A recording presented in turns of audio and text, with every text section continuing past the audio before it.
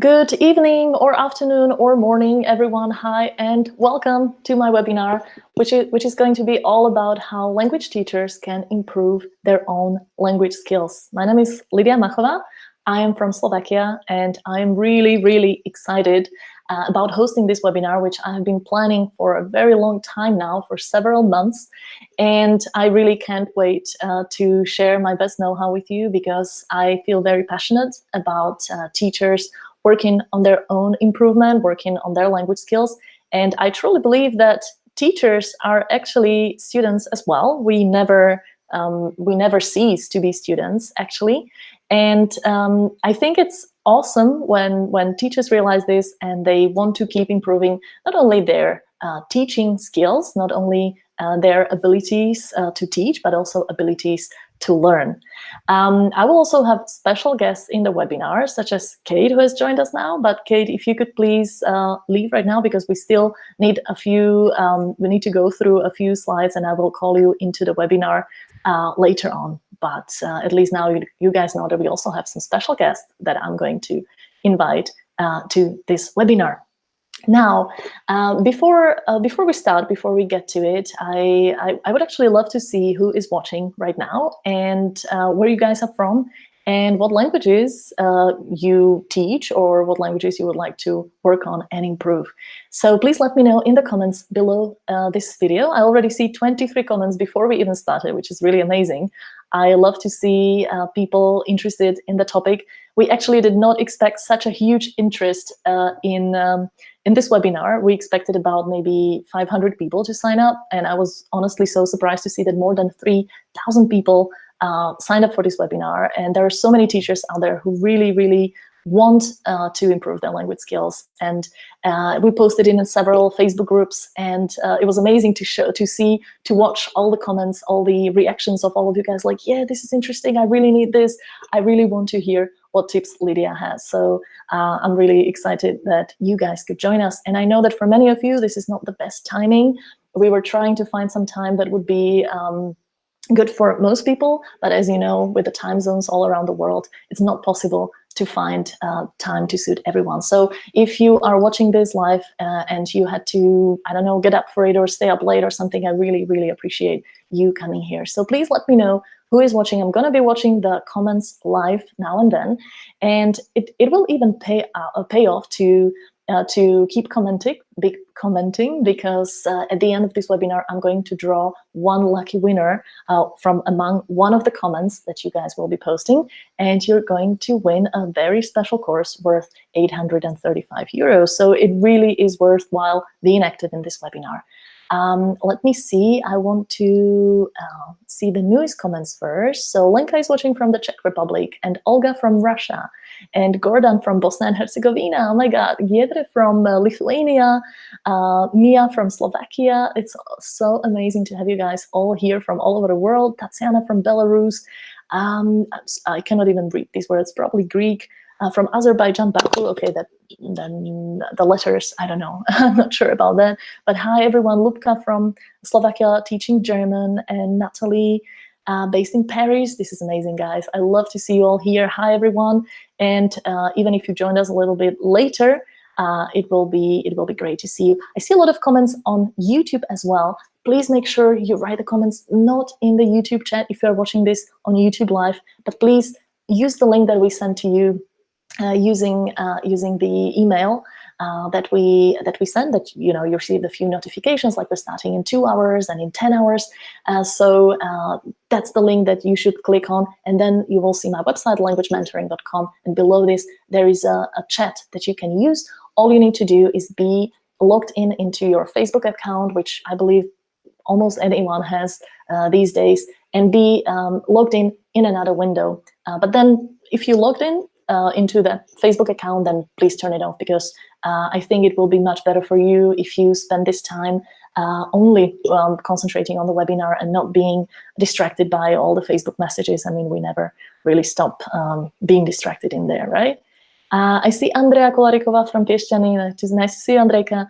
And Esther from Hungary, and Virginia from Guatemala. Oh my God, we're so we're so international here. That's really, really amazing. I'm so glad to see you guys all here, and I think it will really have paid out for you to watch this live. More than 100 comments already. Oh my God, that's incredible. That's just crazy. Okay, well, I have a few things to tell you about this webinar, because you are here now, but maybe you're thinking, well, is this the right webinar for me, right? Can I get the value that I want to get? Am I in the right place? So let me just briefly go through who this webinar is for, and you will see whether it's something for you or not, okay? So first of all, it's meant for all non-native language teachers. I know that the title of the webinar was English teachers, but I just want to stress it now that this is not just for English, okay?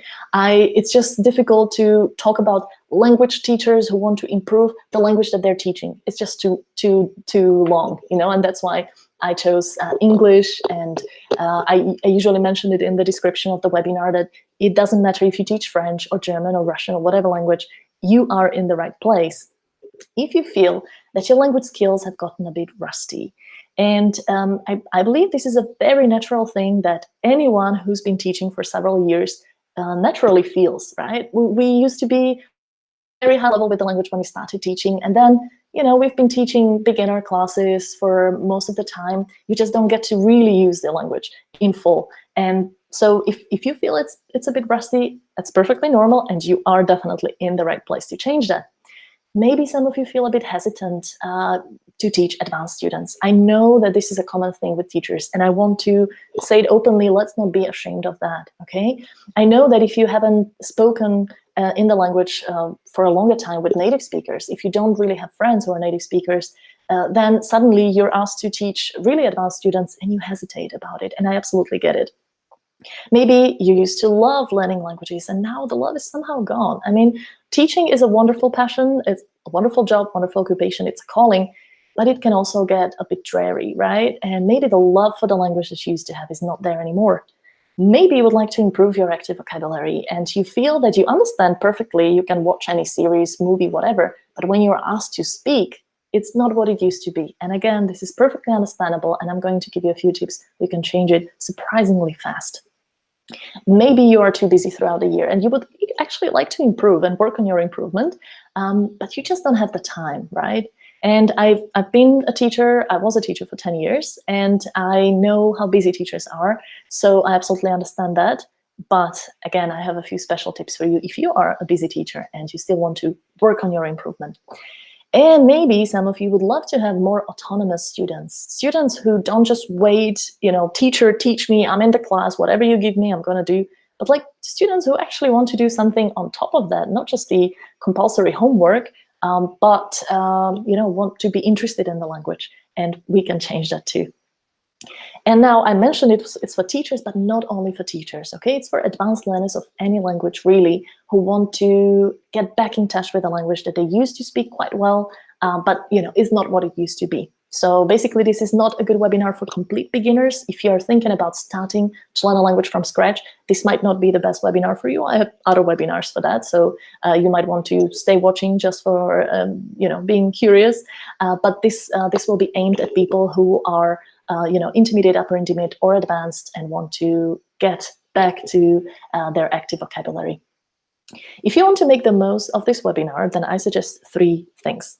First of all, I strongly suggest you turn off any distractions that you can have, like turning off your phone, as I mentioned, closing that Facebook window, because I mean, today we have these distractions all the time. And I really believe if you concentrate fully, this webinar is going to take about 2 hours, no longer than that, then you can actually get a few really interesting ideas and maybe motivation to start working on your language again. So I strongly suggest you do that. Secondly, you might want to take some notes. And I say this as a person who loves taking notes. If I don't write it down, I will just forget it. So I suggest you take a piece of paper and a pen. I'm going to ask you to write something down throughout my presentation. So it might be a good idea to have that at hand. And finally, as I said, I want you to be active. I'm really excited that we're doing this live. And I want to see your comments, as you already have written, many of you have already written comments where you're from and what you're teaching. And it's amazing to see we have 133 comments. That's incredible. So you guys keep introducing yourselves, and that's amazing. Please do. If you join us a little bit later, please tell us where you're from, what language you are teaching. We have Theo from Myanmar. Oh my God, that's like really all over the world. And another one from Guatemala, Mafed. It's really, really great to see you guys here.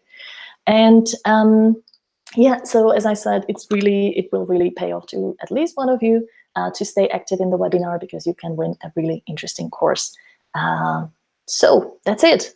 Now, let's, before we start, I just briefly want to introduce myself. I know that many of you are seeing me for the first time. You've probably never heard of a language mentoring or Lidia Machova before. So please let me introduce myself and tell you at the beginning why you should even bother watching this webinar or listening to any advice that I have. So my story in short is that I started teaching English when I was 15, and it was not very professional at that time. I was just helping some younger students that wanted to get better grades at school, and I really loved it. So then I taught in some language schools. I taught the Callan method for 1 year. I taught in many companies, and I even taught students at the university studying to be translators and interpreters. I helped an American teacher as an assistant, also in primary and secondary school. So I've kind of been through all of these types of students, and I really loved it. I really felt passionate about teaching English.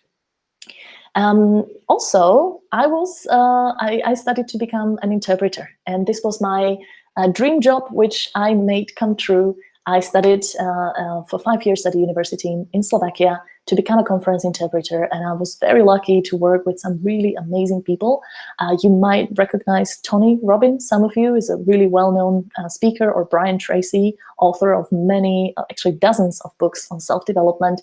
I also interpreted for Slovakia's former First Lady on an official visit summit of 5 presidents in Europe. So I really love this job. I got to use my English and also German professionally as an interpreter. That's why I was always motivated to keep working on these, because as you can imagine, being an interpreter who interprets life, you really need to be sure of your language skills and be able to use them without hesitation.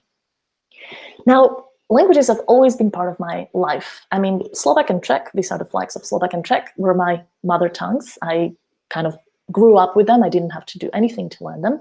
And then when I was at school, I learned English and German. These were the 2 languages that I graduated with and then studied to be an interpreter.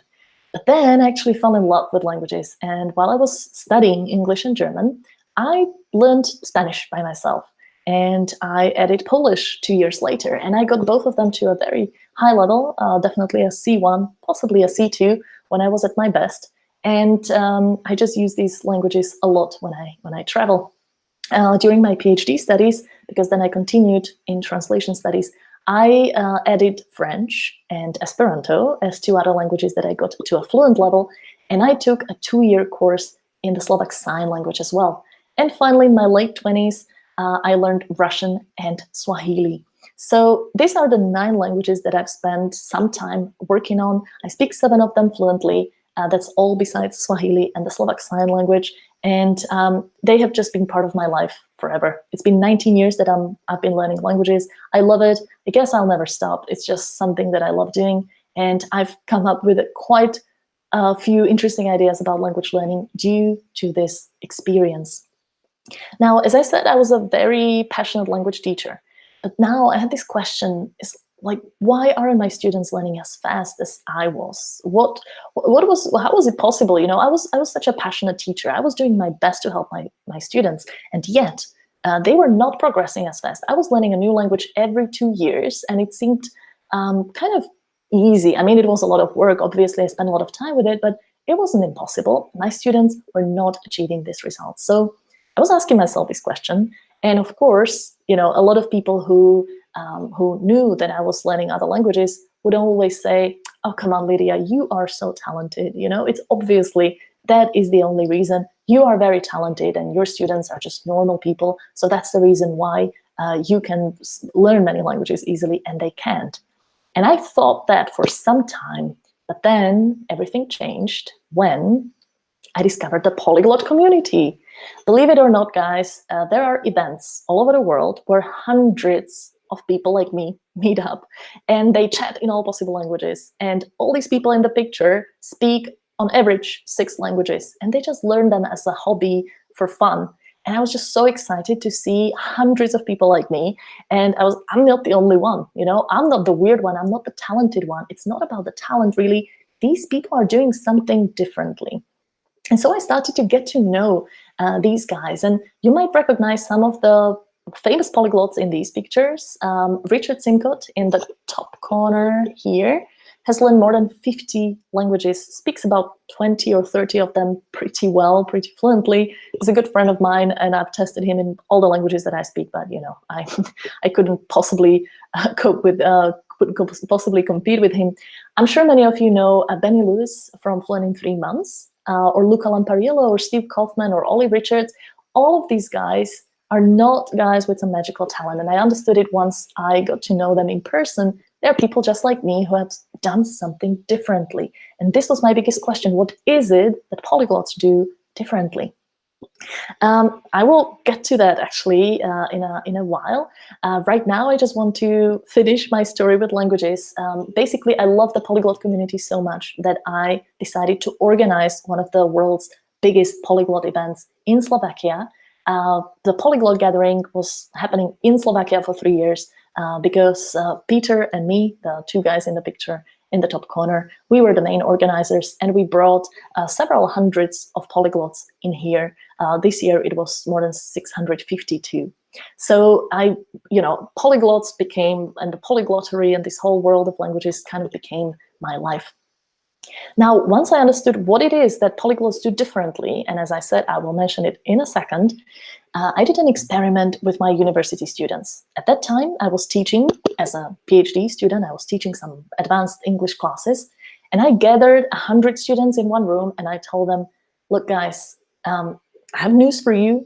This university is not going to teach you a language. It's going to teach you how to teach it, how to translate it, how to interpret it, but not the language per se. And you should have seen the people in the room. Those who were the first graders, you know, who had just started studying, were like, well, what do you mean? We signed up for this university so that we can learn the language for free, right?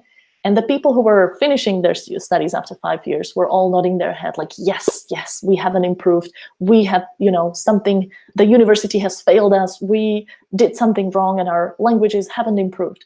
So I told them, well, what about we learn the languages together, and we don't wait for the university to help us, but we start learning them actively, and we spend our free time with it, and we try some fun methods that polyglots use, and we make it systematic, and we write down, you know, what we've been doing with the languages. Let's just try it. And this for me was the first experiment where I realized how well it actually works for normal people, people who do not have experience learning several languages, just like I did, or many other polyglots. And let me tell you guys, it worked amazingly. We had really fascinating results with the students, and that motivated me to start language mentoring, which is my project, which I've been fully engaged in for the last 3 years. I am trying to spread the word. I don't teach languages, I teach people how they can learn languages by themselves, and this is exactly what I want to offer to you in this webinar as well. Since then, I've shared my know-how and best tips in several platforms. I've spoken at several language teacher conferences. I'm sure I've met some of you because I try to let all my teacher friends know about this webinar. And so maybe we met in Slovenia or Budapest or Bratislava or Barcelona. And I've spoken at many, many polyglot events. And I was very, very honored to receive an invitation to speak not only at TEDx, locally organized TED conference, but also the main TED conference in New York. And I'm really, really humbled by the fact that more than 4.3 million people have seen my TED Talk until this day, just in the last 5 months. It's just incredible. I'm sure many of you have seen it as well. We also send it in the notification today in case you missed it. So I want to share with you guys what I have learned from the 600 polyglots, and I want this webinar to be really practical. So after I share the best tips that I got from polyglots, I'm going to tell you exactly 5 very practical tips that you can do. I mean, really practical steps, step 1, 2, 3, 4 and 5, so that you can do something about your language, especially if you have felt for some time that you want to do something about it. And I mean, I love talking to teachers because I know you guys realize that if you don't do anything about it, if you don't, if you just wait, it's not going to change, right? It's sometimes difficult for me to talk to people who have no background in languages because they kind of expect that. They just expect that, it will improve with time. But I know that teachers know better. And I know that many of you have felt for some time that you should do something. You maybe just haven't had a chance to, or didn't really know, how to do it. So that's exactly what I want to share with you. In the meantime, I see we have some new comments in here. Jan is saying, the biggest power is your enthusiasm. Thank you, Anna. I am really enthusiastic about not only learning languages, but also teaching people how they can learn them themselves. I see Gaga is from Serbia and Ionela from Romania. Oh, guys, this is so cool. Darina is asking, how do you motivate your students? So we're going to get to all of that. And please make sure that if you have a question, make sure you write it down right now, because my team is watching the comments very carefully. I might not be able to see all the comments right now. I will definitely scroll through them after the webinar, but my team is watching it very closely, and they will make sure they write down all the questions for me. And at the end of the webinar, I'm going to address those very questions so that you get all your answers, okay? Now let's get to what 600 or more polyglots have taught me about language learning. I've been to at least 8 World Polyglot events on 3 different continents, and I really love talking to polyglots about how they learn languages, what it is they do. And I spent several years trying to figure out what we have in common, polyglots, and how to apply this to the teaching world, because I believe a lot of lessons can be taken from how polyglots learn languages, and there are actually quite big differences. So I want to go through that now. First of all, I have realized that there are 4 main pillars of learning a language. And if you have seen my TED Talk, then this will be nothing new to you. First of all, I believe that language learning must be fun. And for many people, this is an eye-opener when they actually hear someone say it, but I will never stop reiterating this thing. I really believe it must be fun. If it is not fun, then you're doing something wrong as a learner.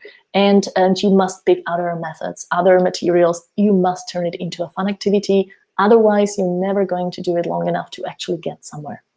You need some effective methods for learning the language. I'm sure you as teachers know so many effective methods. I have realized that polyglots know slightly different methods for learning languages, which are also very effective, especially for learning by ourselves. I'm going to mention some of those methods soon. What you also need in order to learn a language actively is to have a system. I think that if you just want to learn and learn whenever you have time, it will never work out. But if you have a system and you tell yourself, okay, I'm going to do this every day for 15 minutes, now then we're talking about a system that we can keep up for a long enough time and achieve some results. And finally, you'll need some patience. So you cannot stop after 2 weeks saying, I haven't gotten anywhere. This is not working.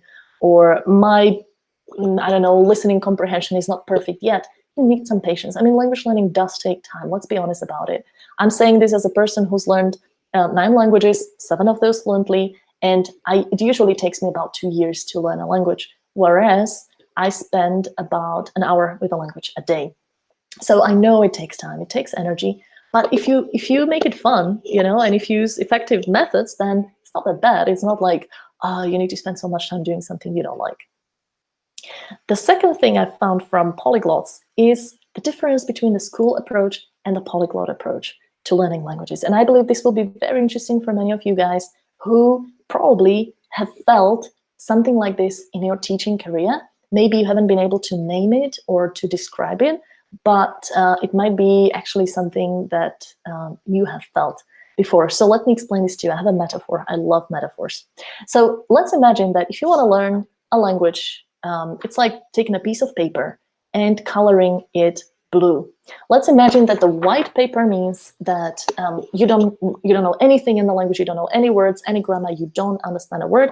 Like, this is my knowledge of Chinese right now, because I don't speak any Chinese. And if I want to learn it, I need to make sure that the paper is blue so that I know all the words. I mean, we know that you don't really know all the words in any language, but you get my idea, right?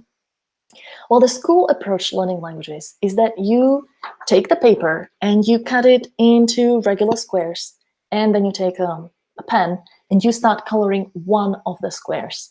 And that's, I'll give you an example. Let's say you teach a language like English, right? That is the lesson of learning, of teaching the present tenses. That's what everybody starts with normally, right? And so you learn the present tenses and you spend several days, weeks with it. You learn all the exceptions. You learn, how, to not to forget to put s at the end of the third person, etc., etc. And then when you're done, you move on to the next square and you color it because that's the past tenses, or that's the irregular verbs, or that's the modals, etc. And you go step by step, and we cover this grammar because that's how the curricula is really set in schools, right? It's not something we make up, it's something we follow in all the teaching material that are out there. Now, the same thing applies to vocabulary, not just grammar. If you want to learn a language, usually most of the teaching materials which are used in schools and language schools are about a certain vocabulary, like, let's say, animals. And then we have furniture, and then we have school vocab, and then we have vegetables, right? And then again, we color, try to get all of them right, and then we move on to another one. Well, unfortunately, what happens after some time is that after a few even years of learning the language, only this part of your paper is blue and the rest is absolutely white. You have no clue about advanced grammar points, no clue about words which were not in the textbook. Because if the curricula is set, it's really based on one textbook, then all you really know is the words in the textbook and nothing else. You've never heard anything else. You've never really tried to use the word because, you were following the book. Now, I believe polyglots have a different way to color the paper. Would you like to know what it looks like? I mean, can you imagine how different it could be, not by little squares? Let me show you. So the first thing is polyglots take the paper and start making dots. Very haphazard dots without any system. I want to learn this word, and I've heard this word in the podcast, and I've wanted to use this in a conversation. I didn't know how to use it, so I looked it up. And you just start making little dots and trying to discover the language. When you move to the next level, you start connecting the dots, and we are now talking about the literate meaning of this idiomatic expression. So you are creating little connections of these words, how they work together, maybe some adjectives, some putting them into short sentences, and learning how to explain, how to express yourself with more and more vocabulary and a little bit of grammar. But again, not in a very systematic manner, but a little bit of here, a little bit of there. And then your paper becomes more and more blue because this is what you keep doing. You just keep putting these little dots and connecting them and getting more deeper insight into the language until one day your language, or sorry, your paper is more blue than it's white. And this is, I believe, the perfect level of having a foreign language because you can use the language, you understand it. There are still some white areas in there. It's always going to be words which you don't know, but it doesn't matter, because the paper is more blue than it is white, and this is what matters.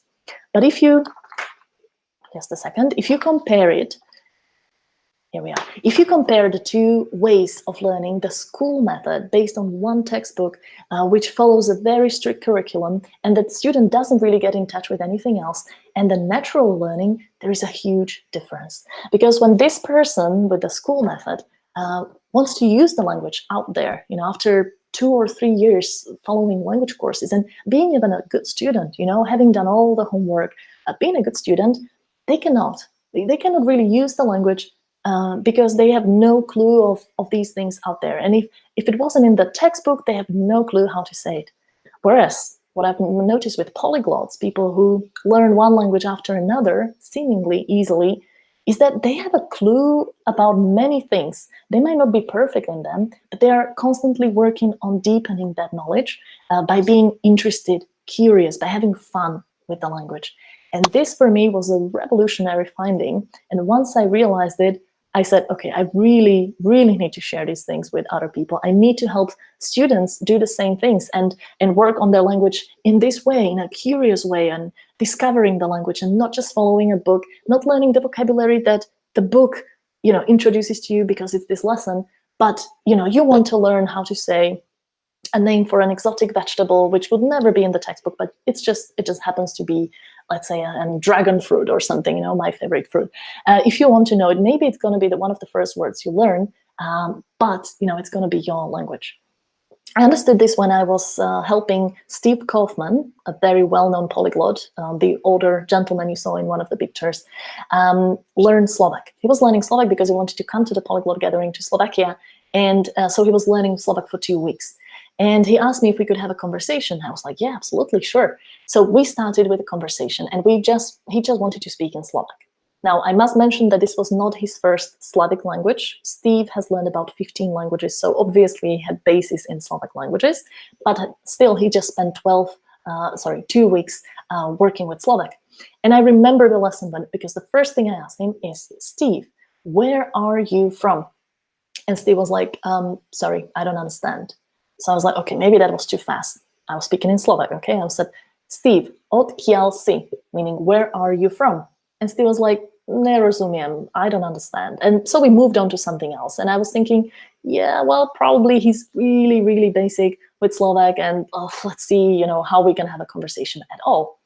But then an interesting thing happened, because we continued speaking a little bit, and I realized that Steve is actually using a few really advanced expressions in his Slovak. He was saying things like, by the way, to introduce a new topic, or on the other hand, or in the contrary, or linking words which you would normally expect on a B2, C1 level. And he was using them very confidently without any hesitation at all. And this is when I realized this is exactly it. It's because this is his paper, and he was interested in these dots, which may be very advanced, but this is what interests him. He wants to be able to say, by the way, in his conversation, and he maybe learned this expression in his very first lesson of the language that he had with an online tutor, or that he studied by himself using some materials by himself. So I hope you get it, what I mean by this. Please let me know in the comments if this explanation with the school method versus the natural learning way, if it's clear, if I make myself clear. I really, really hope I did, but I would love to hear your feedback on it, and whether this makes sense to you at all or not. But what I get, usually the feedback I get from teachers is that this actually makes sense to people. So please let me know how you feel about this. Now, the third thing I learned from polyglots that I want to share with you guys is, why is language learning, or seems to be, a never-ending process? And I think we all come in touch with students who say, I've been learning languages forever, right? And it seems never-ending. I'm always on this intermediate plateau, and I just cannot get to a fluent level and just keep the language. When will this ever stop? Well, I believe I have an answer to that. And again, it's a metaphor, because I really love metaphors. So have you guys seen Tom Hanks in Castaway, the movie from 2000? I think it's an amazing movie about a guy who is left stranded on an island, and he tries to get away from the island by building a little raft. But he always gets to a big wave that puts him back towards the island. He just cannot make it across that last wave, right? He tries it several times, and that's why he spends, I think like 5 or 6 years on this island, because he cannot get across that wave. Well, I believe that language learning is exactly like getting off an island. It's like you're starting from zero, right? It's like zero knowledge of your language, and you need to go over those waves. So you start rowing from the island, and the first waves are pretty easy, right? You row, you have a lot of energy, you still have water, food, everything, you want to do it, and the waves are not that big close to the island.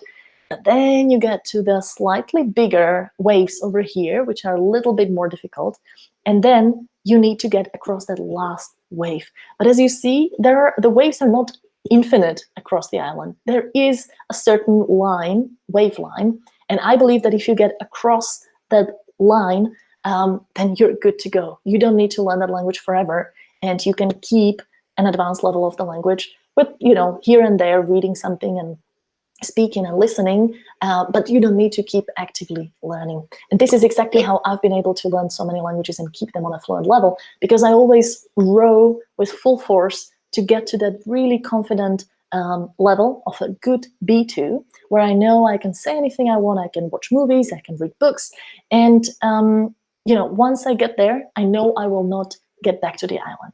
But what happens with most students, unfortunately, is that if they do not get across that last wave, they will be in the range of those middle waves almost forever. Because the moment they stop rowing, what do the waves do? They drag you back towards the island, right? So you start rowing again, like you take a little course, and then you take a break for half a year, and you're back where you started. And that's why it seems to be a never-ending process. But actually, I believe getting across the last wave is what it takes to keep a language really active and not to forget it in the long run. I know this because there are languages that I'm not very active at right now. I mean, my French and Russian, for example, are not as they used to be on a very good level. But I know that if you let me spend a weekend with a Russian-speaking person or a week in France or whatever, I'm going to be back on that level because I've crossed that last wave with a lot of contact with the language, with fun methods, effective methods, having a system and having patience to get across that last wave. Again, I would love to see what you guys think about this. So please let me know in the comments how you feel about both the square explanations. I see a lot of people said it makes perfect sense.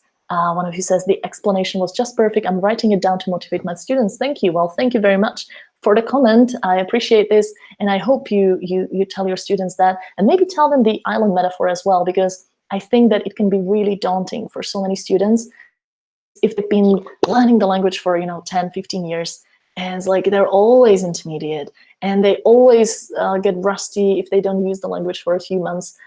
But then tell them, there is an end line, a finish line, but just make sure you don't stop now and just keep going full force. And by going full force, I do not mean attending a language course once a week.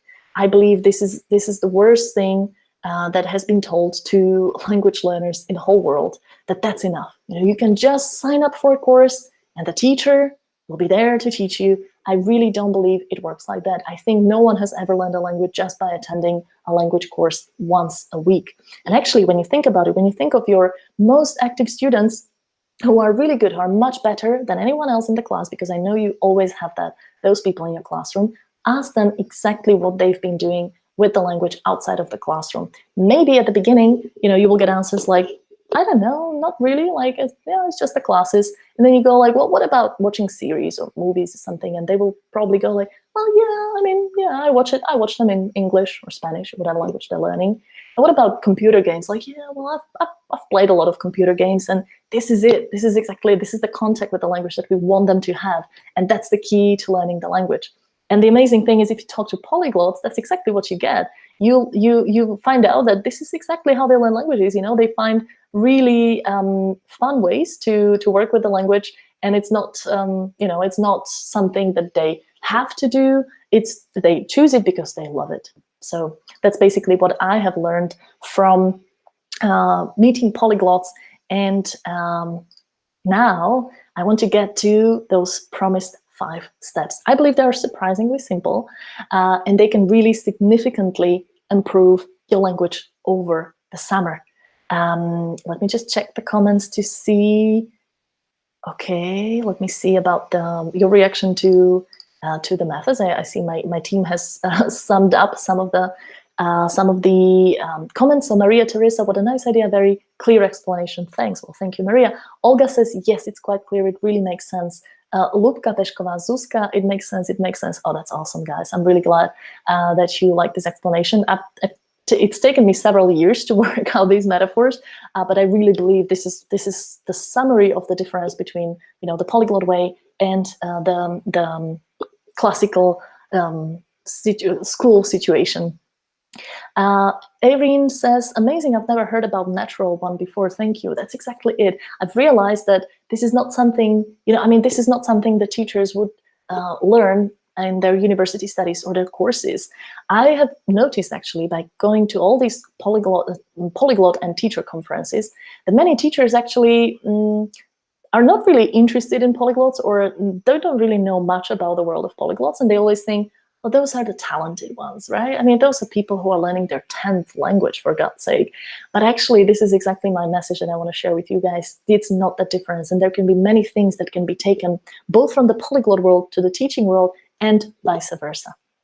Pavlina also says it makes sense. Maria Irfan, Andrea, okay, guys, I'm really, really glad that it makes sense.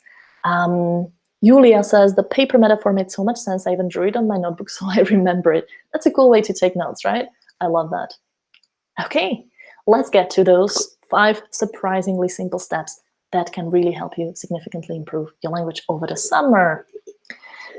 So the first, guys, is to make a decision. I believe that every success in life actually starts with a decision, doesn't it? I mean, nothing ever just happens. You need to decide to work on something and then you work on it, and that's how success comes in any area of our life.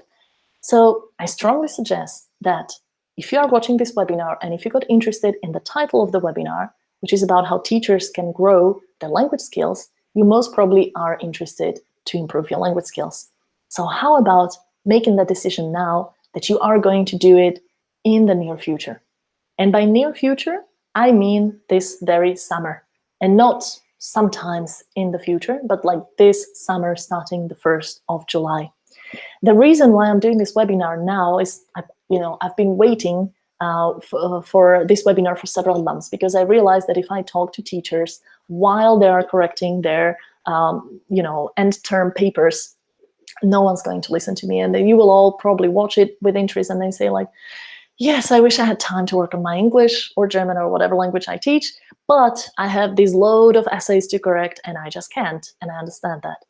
But I actually feel that the summer is the perfect time for most teachers, maybe not all of you guys, I don't know what the situation is with your teaching, but most of teachers teaching in the summer do not need to give their full attention to their job and can actually take a bit more time to work on their own improvement. That's why I think you should really use this opportunity and work on your own language improvement. So why I think I want to support my argument with 7 reasons why you should work on your language this very summer.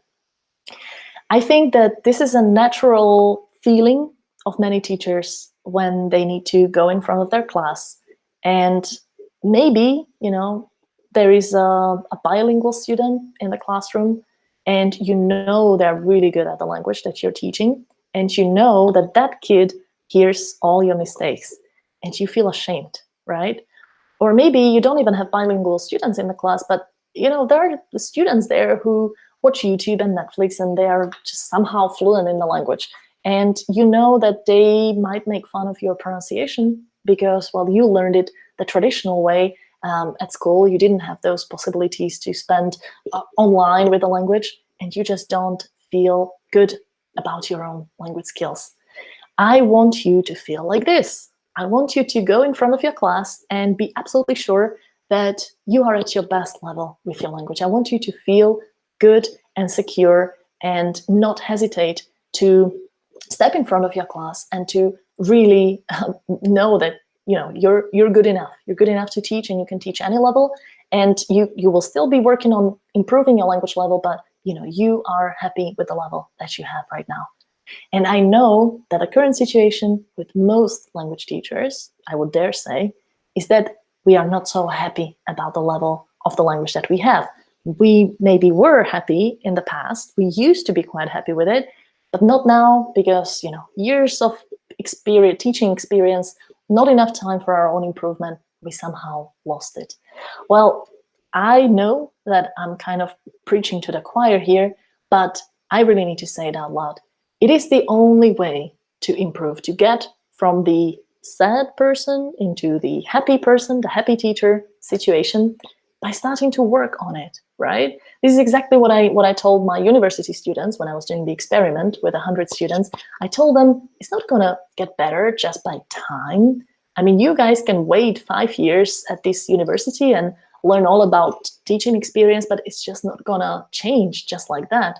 You need to start working on your language, and don't wait for the university to offer you practical courses. All the students were like, well, we want more conversation, we want more active usage of the language. And I told them, well, go and get it. There are so many opportunities out there. You have the internet. The internet is full of resources. Today, if you are saying you cannot learn a language, it's basically just an excuse, because the resources are out there. And being a teacher, I mean, you know about the resources better than anyone, actually. So what I'm trying to say here is just basically realizing that there is no other way to get better at the language than starting to work on it. And as we know, most teacher jobs do not include a lot of practical courses to work on your own language skills. It's just something that there is no time for, no money for. It doesn't work like that. So go and get it. And I'm not talking about some intensive courses. I'm not going about traveling abroad. I'm talking about finding a few minutes every day to work on your language. I'm going to give you more ideas soon about how to do it. This is just one of the reasons, not why to do it. It's because it's the only way. Start working on it. The second reason, it's going to be easy. It's so easy for people who used to be on an advanced level and lost it somehow and feel rusty. It's so much easier because you have already gone across that last wave. That's the best news.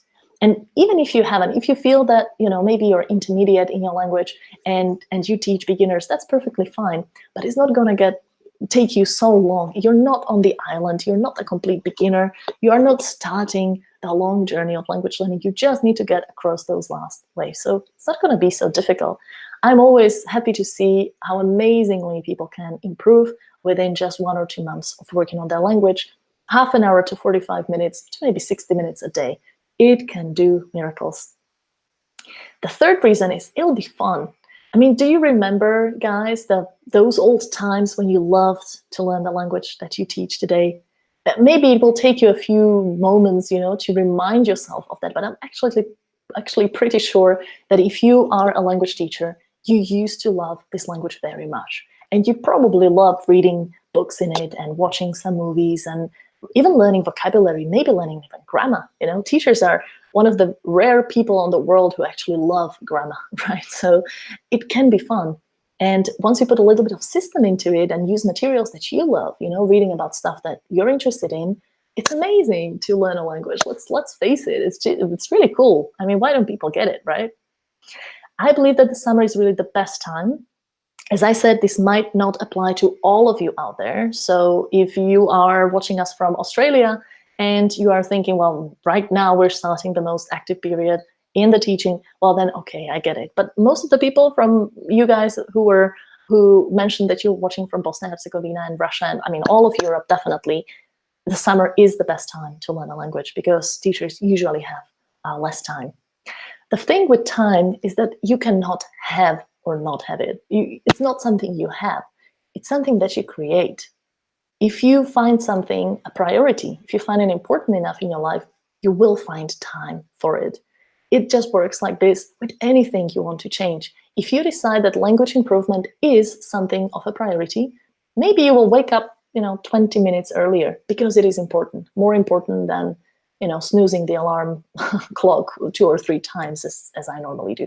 But if I know something is important, if I have a plan, I don't mind waking up 20 minutes earlier. It's okay, I don't mind using the time when I go somewhere by bus. I don't mind taking out my phone and running through some vocabulary in my app because it is a priority. I create the time. And my experience is if people start looking for these areas, these little time slots during their day, they're usually quite surprised they can easily get more than 2 hours a day for the language. And they don't feel it's oh my God, I need to learn. It's like, oh, I have 5 minutes. Let me do some vocabulary. Let me read a book before I go to sleep. It's really up to us to create the time that we need. The 5th reason why you should definitely do it this summer is you will get in your students' shoes. And I believe this is incredibly useful for any teacher to do once in a while. Because the approach we have as a teacher is different. And if you become a learner, if you become a student yourself, you will see how much it will change your view of the language learning process, and it will change your teaching practices as well, only for the better. 6th reason, as we've mentioned, you will feel more confident.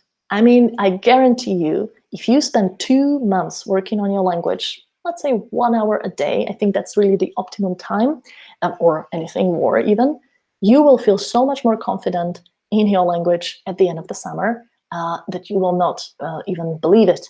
And I will tell you a little trick why this is possible, because you might be a little bit skeptical, but I will get to it in a second.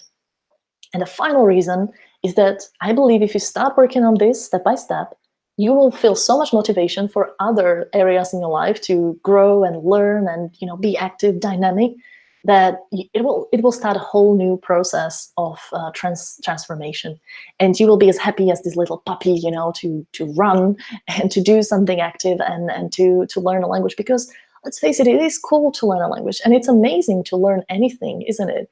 I love the process so much. I will be a learner all my life. Even if I'm not learning a language, I'm always learning something, because I feel it's really, really enriching. I think Tim Ferriss even mentioned it in his book 4 Hour Workweek, that the opposite of happiness is not unhappiness or sadness. The opposite of unhappiness is boredom. And I love this quote so much, because I really feel like this. Whenever I start actively working on something, I am happy, I have energy, I want to, you know, do things, I feel empowered, and that's exactly what I want you guys to do. And I believe this summer would be the perfect time to start doing it.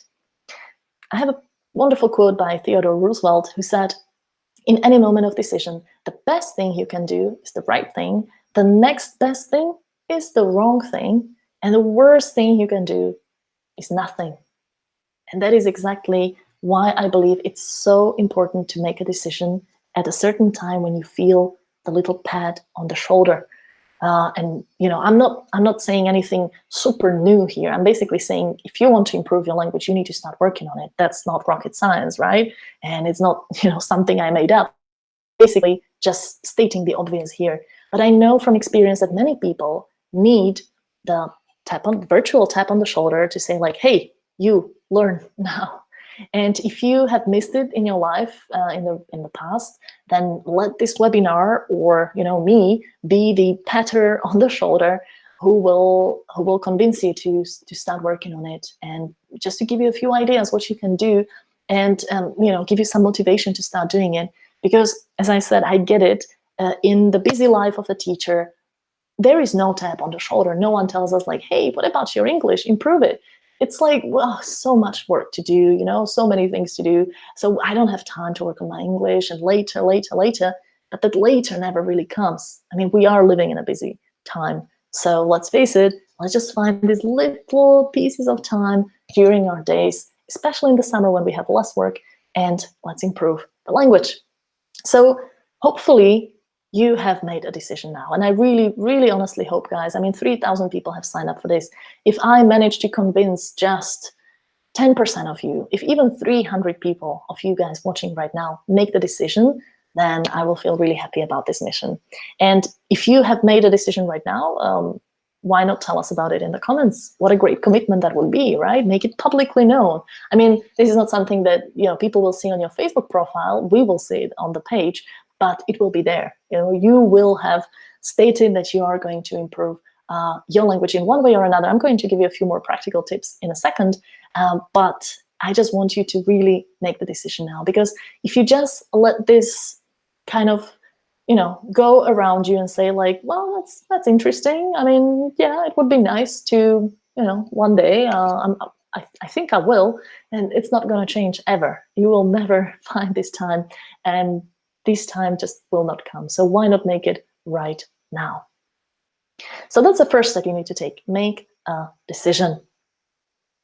The second thing I would recommend you to do, and this might be new for many of you, is pick 2 or 3 priorities that you want to improve. Now, I know that mostly languages are learned with all areas developed at the same time. I personally believe this is not the most effective approach, and I will explain why. We have several, first of all, we have 7 areas in language learning from my point of view. We have the input methods, reading and listening.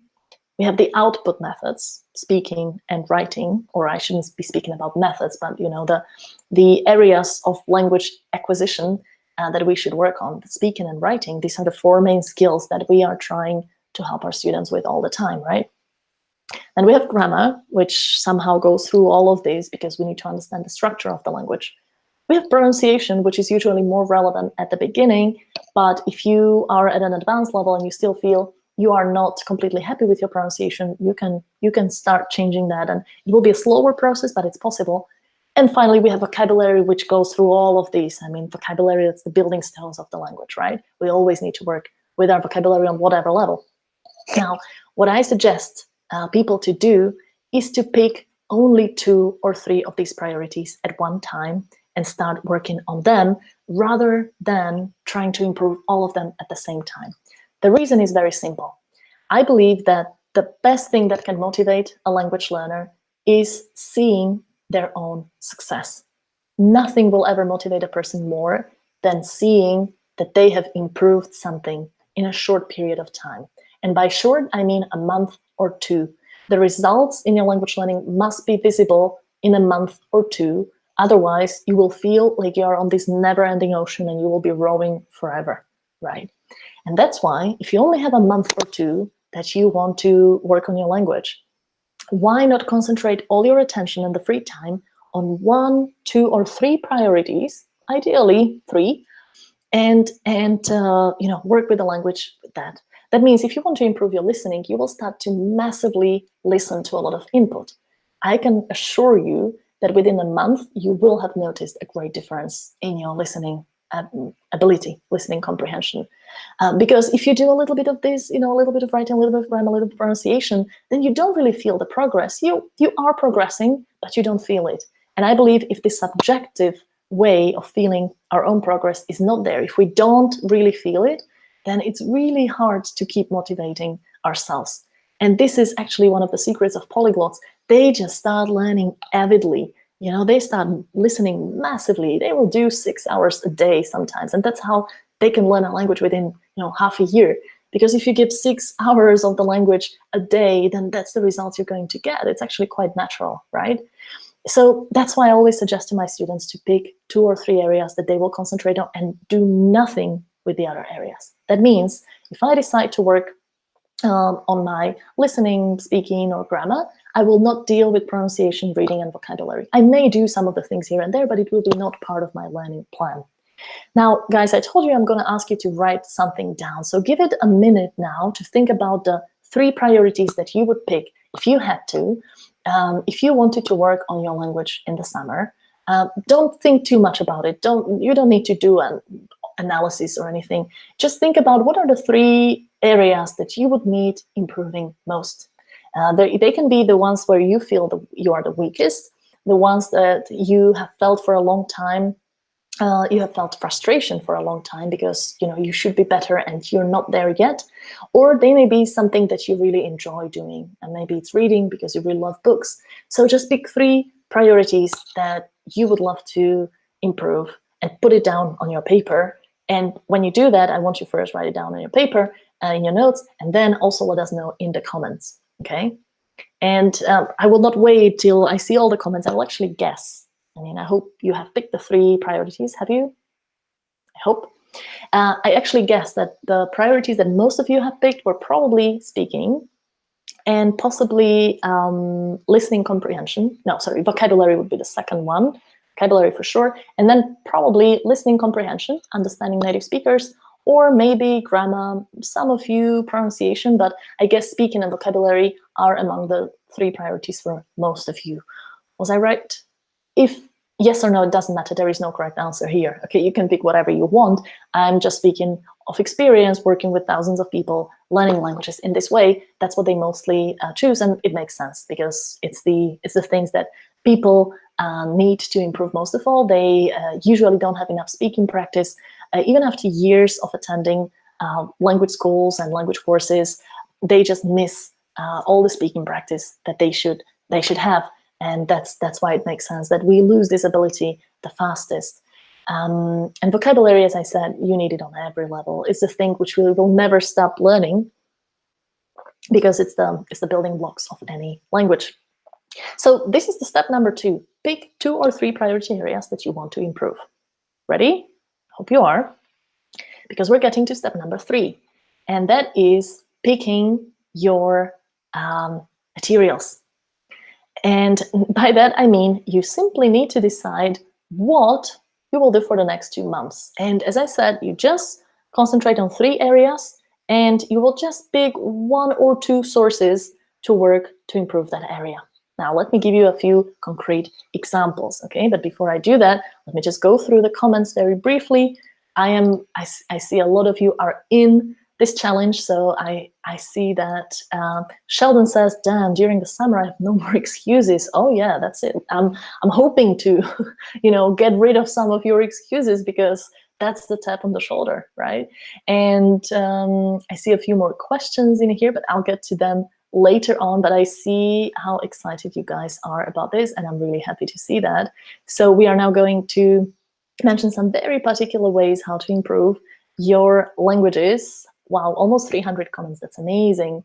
Okay, let me see the 3 areas. Monica says pronunciation, grammar, vocabulary. Darina, listening, vocabulary in context, pronunciation, and speaking. Even 4. Okay, interesting. So most of you also go. Pronunciation seems to be quite popular here. Vocabulary, obviously, with almost anyone. Ionella says speaking, vocabulary, pronunciation. Maria says, I think reading is so important. They're all important, okay? We are not saying any of these is less important than others, but it also depends, some people don't really need to have their written expression on a very high level. I mean, if someone needs a language for traveling purposes, you don't need them to write essays, really, do you? That's why I always say people should learn languages the way that suits their goals, whatever they want to do with the language. John Feller says grammar, vocabulary, reading. The other 3 will happen naturally. Okay, very good. Vocabulary, listening, speaking. You were right. Junji Agoston says. Okay, that's cool. Speaking and vocab by Jana. Advanced grammar, vocabulary, speaking. Lucia Havlikova. Okay, cool, guys. Thank you so much for joining in. I love to see how active you are, and I'm glad that you have chosen your 3 priorities. Now it's written on paper, So as Sheldon, who was that? Yeah, Sheldon Cooper. That's actually a cool name. I think I've heard it somewhere. Big Bang Theory, right? You don't have any more excuses. So let's have a look at some of those methods that we could use to improve our language skills. Let's have a look at listening, because this is my favorite. This is just my most pleasant activity that I love doing with any language. And my tip, just one of many things that you could do. Basically, listening means listen to a lot of native content. That's all it takes, right? Well, I want you guys to give a thought to watching TV series. I am an addict. I admit that, okay? And I want to give you a few tips for watching series, because it's so easy these days. We have so many cool websites where you can watch them for free or for a very low price, monthly price. But there's so many websites where you can watch them for free. Like Downton Abbey is a great tip for all of you who want to listen to beautiful British English, because there are many American series, right? But Downton Abbey is from the UK with very posh accent, and you will love it. It's about a story of a rich family around the First World War, and their servants and their relationships, and it's so well done. It's a costume drama. It's really, really good. You will become addicted, and you will want to watch it every day, and that's exactly what we want, right? To improve our language. So this would be my tip for British English. If you want really advanced English, then I would definitely recommend House of Cards. You will learn so much about American politics, about the dirtiness of politics in general, and some dirty practices. And it's really, really advanced English, which you might want to watch with subtitles to get all those words, and also all of these political words which might be new to you. And if you want something where you get really addicted, then go for Breaking Bad. I mean, it's a very brutal series. Okay, I need to warn you. There is a lot of murder and violence, but it's just, every episode ends with a cliffhanger, and you need to keep watching, binge watch basically the whole series. And that's exactly what we want, right? We want to get addicted to the series. Now, I've mentioned these are available in English, but you can actually use websites such as Netflix, where you can easily switch the audio into many other languages. So you could watch easily all of these in French or German or Spanish. Spanish has dubbed like all of the series in there, because Netflix is huge in Latin America. So why not pick a series and just watch an episode a day? It's something that has the 4 pillars. It's fun because you pick a series of your choice that you like. It's gonna be an effective method if you watch it without subtitles, or if you need them with English, with the original subtitles, but not with subtitles in your language. This is very important because otherwise you will just read the subtitles and not listen to it, right? You will have a system every day, one episode, but most probably you will want to watch more. And finally, you will have patience because, you know, it's enough contact with the language because you will have 4 seasons of the series, and that's enough contact with the language for sure. So that's my tip for listening. If you have picked reading, then it's super easy. I mean, guys, just go look at your list, you know, wish list of books that you have wanted to read for a long time. And I'm absolutely sure that every person watching this right now has a few books on their virtual list that you want to read when you have time. Well, how about reading those books this summer? You see me in the picture in the presentation with books in 7 different languages. You see, I love reading, and whenever I want to read a book, the first thing I do is I check what languages it has been translated into, and then I get it. Like Men Are From Mars and Women Are From Venus, I read, it's a great book, by the way, about relationships. I read it in French. I read Anna Karenina in Russian, obviously. I read Tim Ferriss' 4-Hour Workweek, which I mentioned already, in Polish. I read The Secret in Spanish. I mean, I always do this because it keeps my languages fresh and I keep encountering the vocabulary. It's just so much more fun. So you don't even need to go for literature from that country. You can easily go for a translation. And as you've noticed, I prefer to read nonfiction, which I believe is much more practical for vocabulary purposes than fiction, but that's up to you. If you love reading fiction, then you know, whatever you want to read, just make sure you read a lot. And imagine you would have a few books ready for the summer, and you will read every day for 20 or 30 minutes. It will take you, what, like 2 weeks to finish a book. You can read another one, right? If you read for an hour, it will take you 5-6 days to read a book. And that's when the magic happens. Then that's when you improve your reading skills and you notice the passive vocabulary just goes flowing. You will feel good about the language. It's magical. If you want to improve your writing, well, all it takes really is to write a lot, right? Again, I know I'm not saying something super new here. When you think about it, I'm really stating the obvious.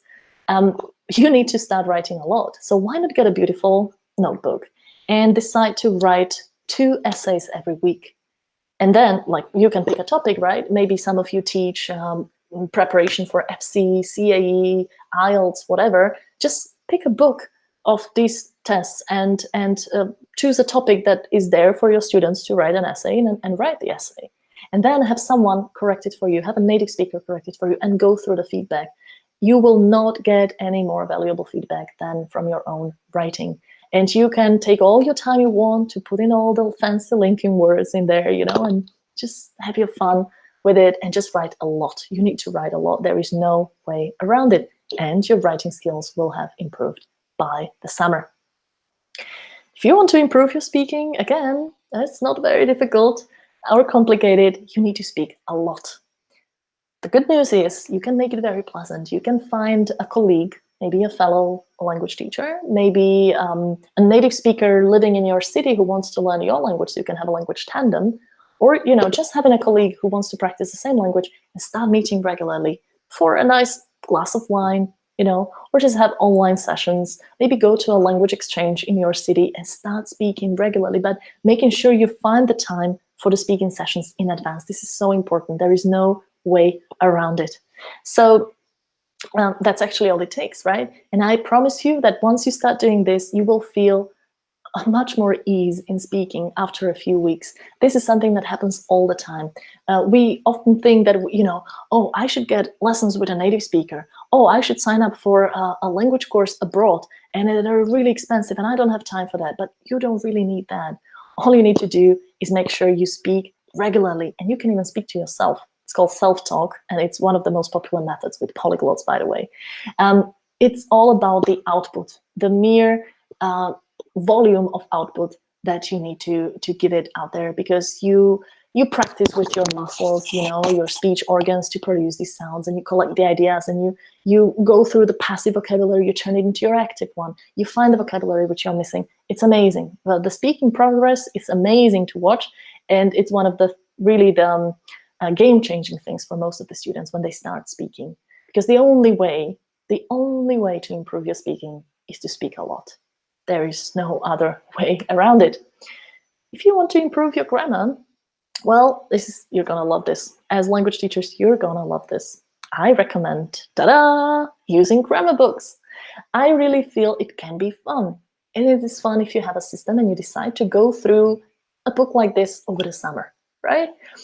These books, especially my favorite books for learning English, I went through them so many times as a language student, and I use them even more as a language teacher. I love them. I love the In Use series for English grammar. I don't know if you guys know it. I believe this is a very well known by Raymond Murphy. Let me know in the comments if you know these books or if you love them as well, or maybe a recommendation for another book that you love a lot. And the good news about this book is at the back of the book, you have a little test where you just test yourself and you find the areas which you made a mistake in, and then it sends you to study that chapter. How about doing this at the beginning of summer and then have a plan for the rest of the summer of the chapters you want to learn, right? I don't want to be unfair to people who are not English teachers, because I'm mostly using examples for English. So here are my favorite books for improving German. This is a series, Deutsch üben, from Hübe, which are really, really great. You see books for different levels. These two are pretty advanced. It's like B2, C1. I've gone through many of these books during my studies, and my grammar improved incredibly. Let me see, I have 50 ways or more to improve French. This might be too easy for some of the French speakers, but I'm sure you know your books better than I do. Let me see, I don't have the Spanish one in here. Oh, I do, okay. El subjuntivo, right? The biggest problem for all language learners of Spanish. If you go through a book like this, it's gonna be so much clearer, because it's really the only difficult thing in Spanish grammar, isn't it? So just get a book like this and start working with it regularly, one chapter every day. That's all it takes. And what I would even suggest, I don't want to go into details here, I don't have time for it, but the best way to do it is to go randomly. Even like you open it on page 20, you do the chapter, next day you turn it on page 60, and you just notice somewhere, you mark it, like I've done this, I've done this, I've done this, and you go through the book in a very haphazard way. That has proven by many studies to be more effective for your memory than going one chapter after another. So that's about grammar. Let's move on to pronunciation.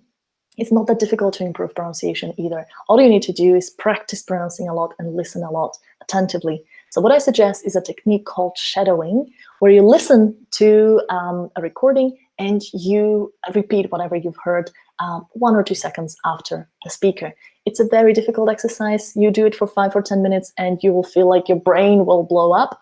But please do it regularly every day and you will notice a difference in your pronunciation for sure.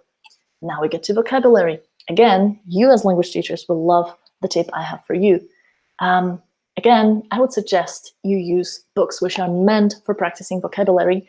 These are my favorite series. Again, the In Use series from Cambridge and the Oxford Word Skills from Oxford. I have gone through these books myself and I loved it. I actually did this one in the summer because guess what? It has 60 chapters. And guess what? July and August have 60 days. What system could we think of right there, right? So I did one chapter every day. I made sure I read all these explanations. I did all the exercises. I created some extra exercises. I copied these pages and then deleted parts of the collocations, which then created new exercises for me. I put them into Quizlet to make sure I regularly get this, repeated. I created little stories using the vocabulary, and every day I would do one new chapter and revise 2 older ones. And it took me 1 summer, and I can tell you guys it was incredible. I was interpreting simultaneously after that summer with a colleague of mine who had interpreted with me many times before. So she knew my level of skills, of language skills. And then I was interpreting from Slovak into English, and I was just enjoying it so much. I was putting so many idioms in there, I was saying like, oh, they're having a field day with it, or I'm not cut out to be a speaker and stuff like that. And I really loved it. And my colleague was just sitting there looking at me like, where did you learn that, And I was like, well, this book, all I did was go through it and I felt so good. I can tell you, it just felt really, really amazing to be able to use these fancy, advanced expressions. And it just felt really, really nice. And I want you to have that feeling as well. So why not go through one of these books? You don't need to go through many of them, just a simple book like this, and just make sure you repeat many, many, many times. There are a few more things I would love to mention about vocabulary learning and how often you should do it. I am a big fan of the spaced repetition, which can be done with an app or with a notebook, but I cannot go through all of these details in the webinar. I'm sure you as language teachers can figure out any way you like to work with vocabulary and just start working with it, right? Don't just tell your students to use these books, use them yourselves, and you will see how much fun it is. If it's not, then you can, of course, get your vocabulary from books that you read or a series that you watch. It's really up to you. So all you need to do is make sure you pick something that's fun for you, using effective methods, create a system in it, like every day one chapter, every day one episode, every day 20 minutes reading, and then just have patience with it for 2 months, and you will see the results and you will not want to stop. That's the best thing about language learning like this. You will not want to stop. So that was the step number 3, and we are getting to the last 2 steps of our plan. Let me just check the comments to see how you guys like what I'm saying. So Jana says, yes, I'm convincing myself to do it for some time. I go for it, definitely. I've decided, you convinced me. Jana, I'm so happy for you. This is really awesome to read this excited comment. That's really amazing. Let me just refresh the comments to see. Oh my God, you guys are so active. This is amazing. So Theodora is asking about apps, Duolingo, Lingodeer. I will get to all the questions later on, but basically not so much, and definitely not for your level as a language teacher. Theodora, I would only recommend it for beginners and only as an additional method, not as a main app. Mishka says, I use Murphy's book for grammar as well. I could very much recommend it, glad you mentioned it. Gabriela says, can you show these vocab books again? There will be a recording of the webinar afterwards, so you can, tomorrow you will receive an email, you can go back and scroll and find whatever titles you wanted, okay? Let's say we have Purity from Zambia, Southern Africa, that's cool. Okay, I see a lot of other comments. Maria says the best, Murphy grammar ones are the best books as well. Okay, Julia says slide with the grammar books again. As I said, you will find it all in the replay, okay? Now let's go through the 2 last steps, because we now know that we have decided we want to learn a language. We have decided that we want to concentrate on 3 priorities. We have received some ideas about what we can do, but as I said, this is not an exhaustive list. You can think of any type of contact with the language that you love and just make sure it's systematic, it's fun, it's effective, and just do enough of it. Do it every day for 1 hour and you will see the results for sure. Now what we need to do is create a simple plan. I love the quote by Benjamin Franklin. I don't know why I'm quoting American presidents actually, but they just said a lot of really cool stuff. If you fail to plan, you plan to fail. What a mouthful, right? This is so cool. I believe this is true. I also heard it somewhere. If you don't put it in your calendar, it's a dead dream. I don't know who said that, but it's also very smart. It's totally true. If you don't put it in your calendar, if you don't decide to do this every morning before you go to work, every evening before you go to sleep, it will not happen. So just create a simple plan, like what you want to do every day for 15 minutes, 20 minutes, maybe 30 minutes, maybe 1 hour, and you will see what a huge difference it makes in your learning. And finally, my last tip I can give you is track your learning. It makes a huge difference if you do. You can do it in any way you like. You can create an Excel sheet where you just write every day what you've done. You can put it on a whiteboard or a piece of paper. This is one of the plans of one of my students who was motivated by actually negative motivation, said, I don't want to be this in 2 months. And that's a person laughing with a CV in their hand. I don't know if you can see it at her, saying, ha ha ha, you don't speak German. So she wants to, improve her German. And so she planned a few things for every day to improve her 3 priorities. Or you can create a simple sheet like you see in the bottom right corner. And every day just put whatever you did. Like, oh, I did another chapter of the book for English vocabulary, or I watched another episode of Friends, or whatever you're watching. You will see how amazing it feels once you start doing it, because it feels so much better to track your learning. So guys, this is actually it. These are the 5 surprisingly simple steps, right? To, and I'm absolutely sure about this, significantly improve your language over the summer.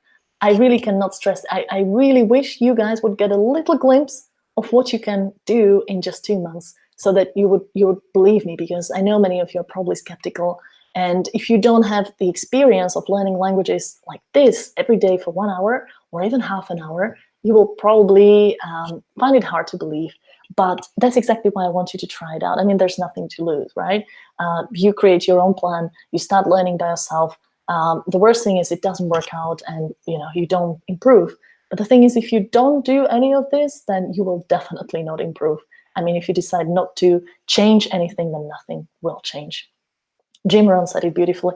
If you really want to do something, you'll find a way. If you don't, you'll find an excuse. So as Sheldon Cooper said in her comments, oh gosh, I don't have any more excuses here.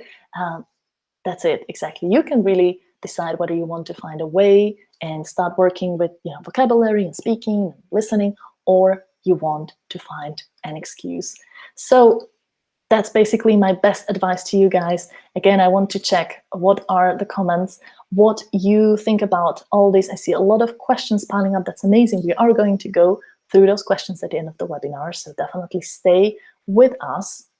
And I see you guys seem to be really excited about this. Okay, Petra says, I recommend using bullet journal for tracking. Oh, that's a good idea, actually. A journal of any type would be a great idea.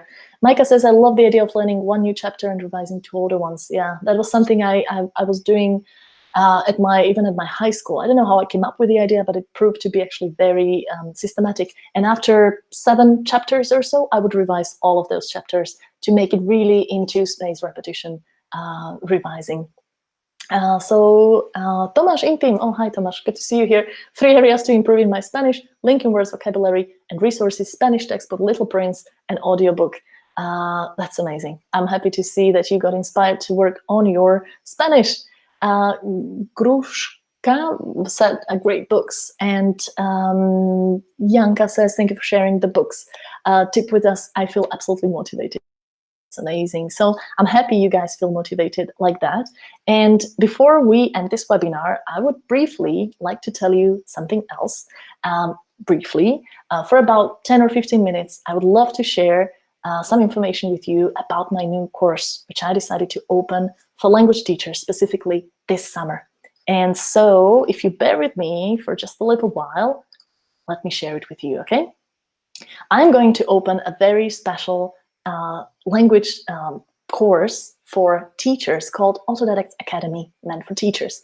This is something, Autodidacts Academy is something I've been doing for 3 years, but this one will be specifically for language teachers, and you can join if you're interested. If you want to make your learning really active this summer, if you're serious about your commitment to learn, then this can actually be a very good gate for you to make sure that you stay really motivated all of the summer and you get all of the best know-how, you know how to do it, and you are held accountable.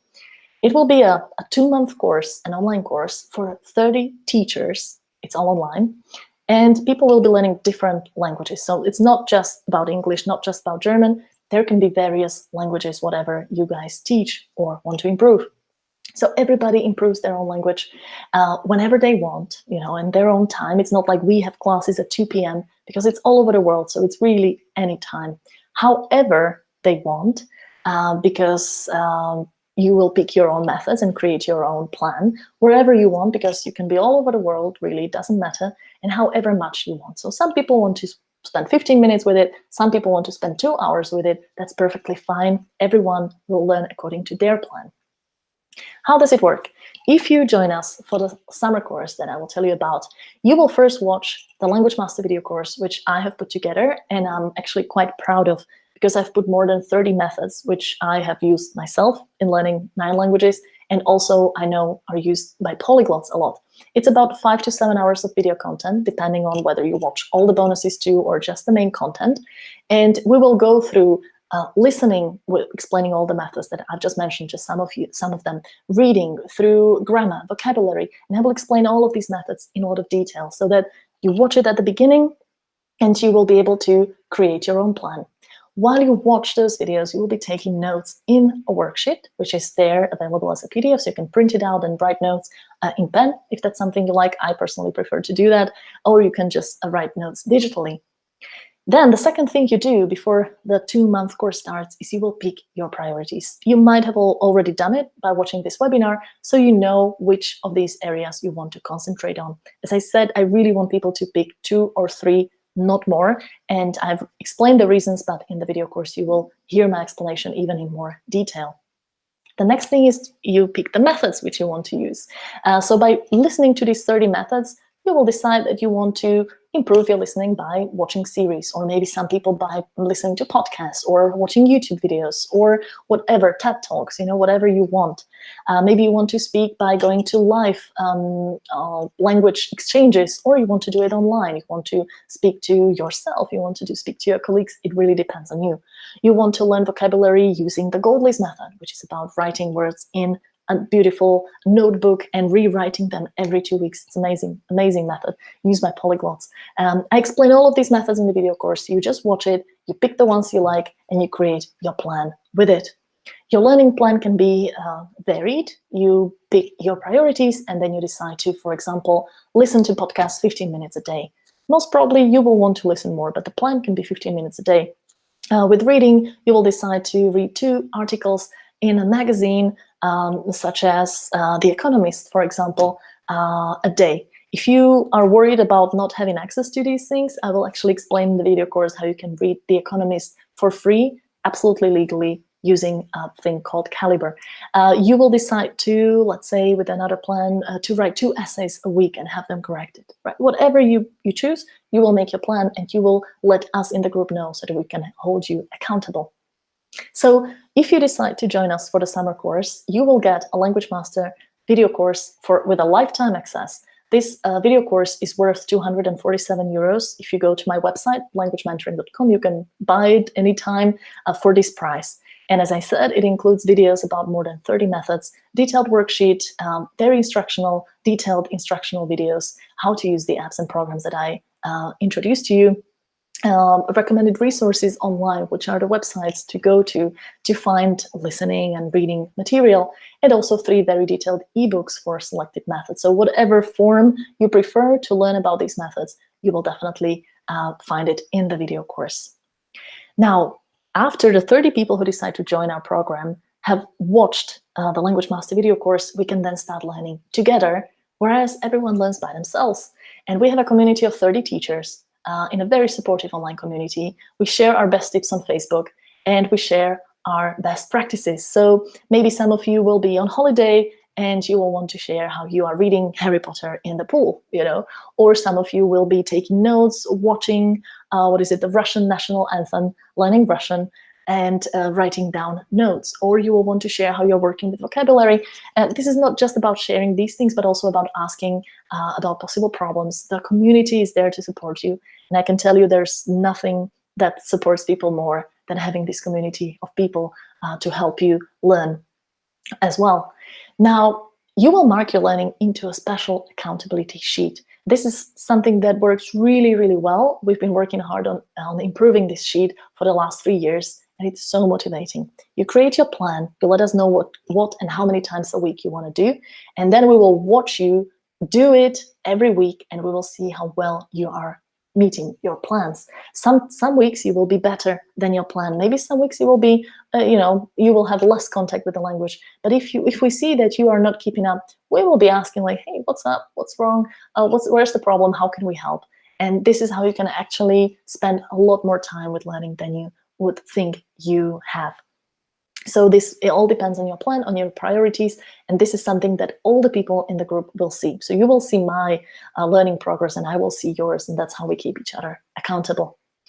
If you want to get conversation lessons with other teachers, then I believe this community will be really cool, because you will get a lot of hours of speaking. Just to give you a clue, one of our courses, because as I said, we've done this many times, the average time spent by speaking was 20 hours per participant, which is throughout the 8-week program, which is 2.5 hours a week, which I believe is amazing when you think about it. It's talking to interesting people who are maybe in a similar life situation than you are, who teach languages somewhere else in the world. You can get to know them. We really support our participants to get in touch with each other online. We explain how to do it technically. We motivate people to schedule online sessions. So you can not only practice your language, but you can also learn about the teaching situation in other countries, which I think is pretty cool.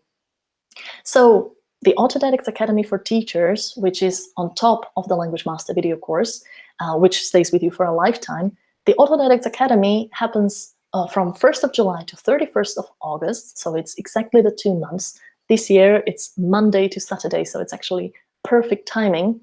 And what you get is the accountability sheet to track your learning, 2 live webinars with me where we can discuss your learning in a lot of details. You can ask any questions, but of course you can ask them in the online community as well. My team or other users will reply as soon as possible. You get my support and support of my team, weekly videos where I will keep your motivation high, weekly tasks, because I really want you to go through other areas just briefly. You know, maybe you're working on your writing, but I want you to try that new app for improving your listening as well. So at the end of the academy, you will have tried a lot of different methods to make sure that your learning is as varied and as rich as possible.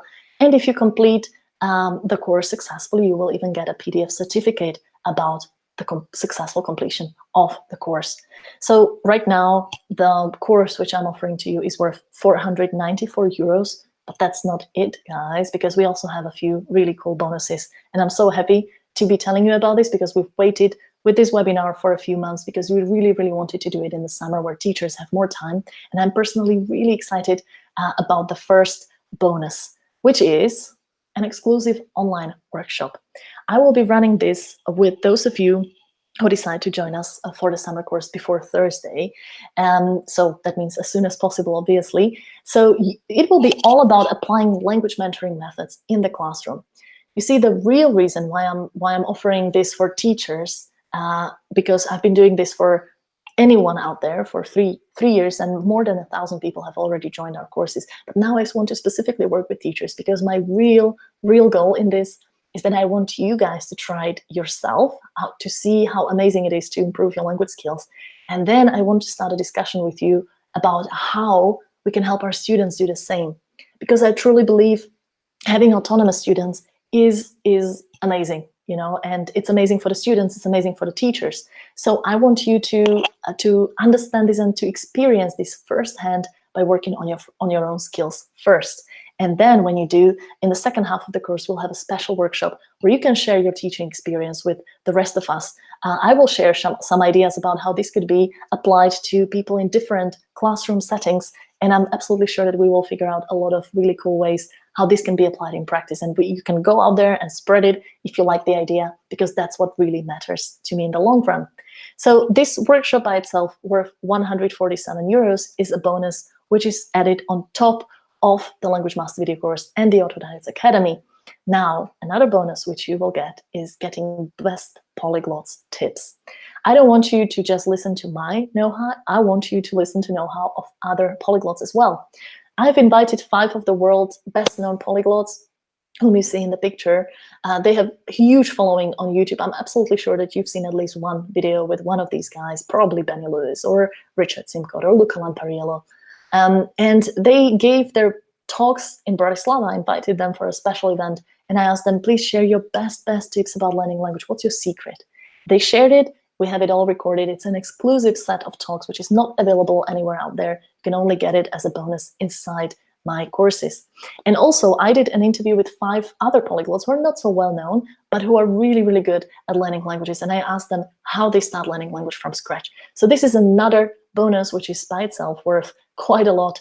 And if you join our course, then this will be another bonus, which will amount to 788 euros altogether. But again, wait for it, because this is not it.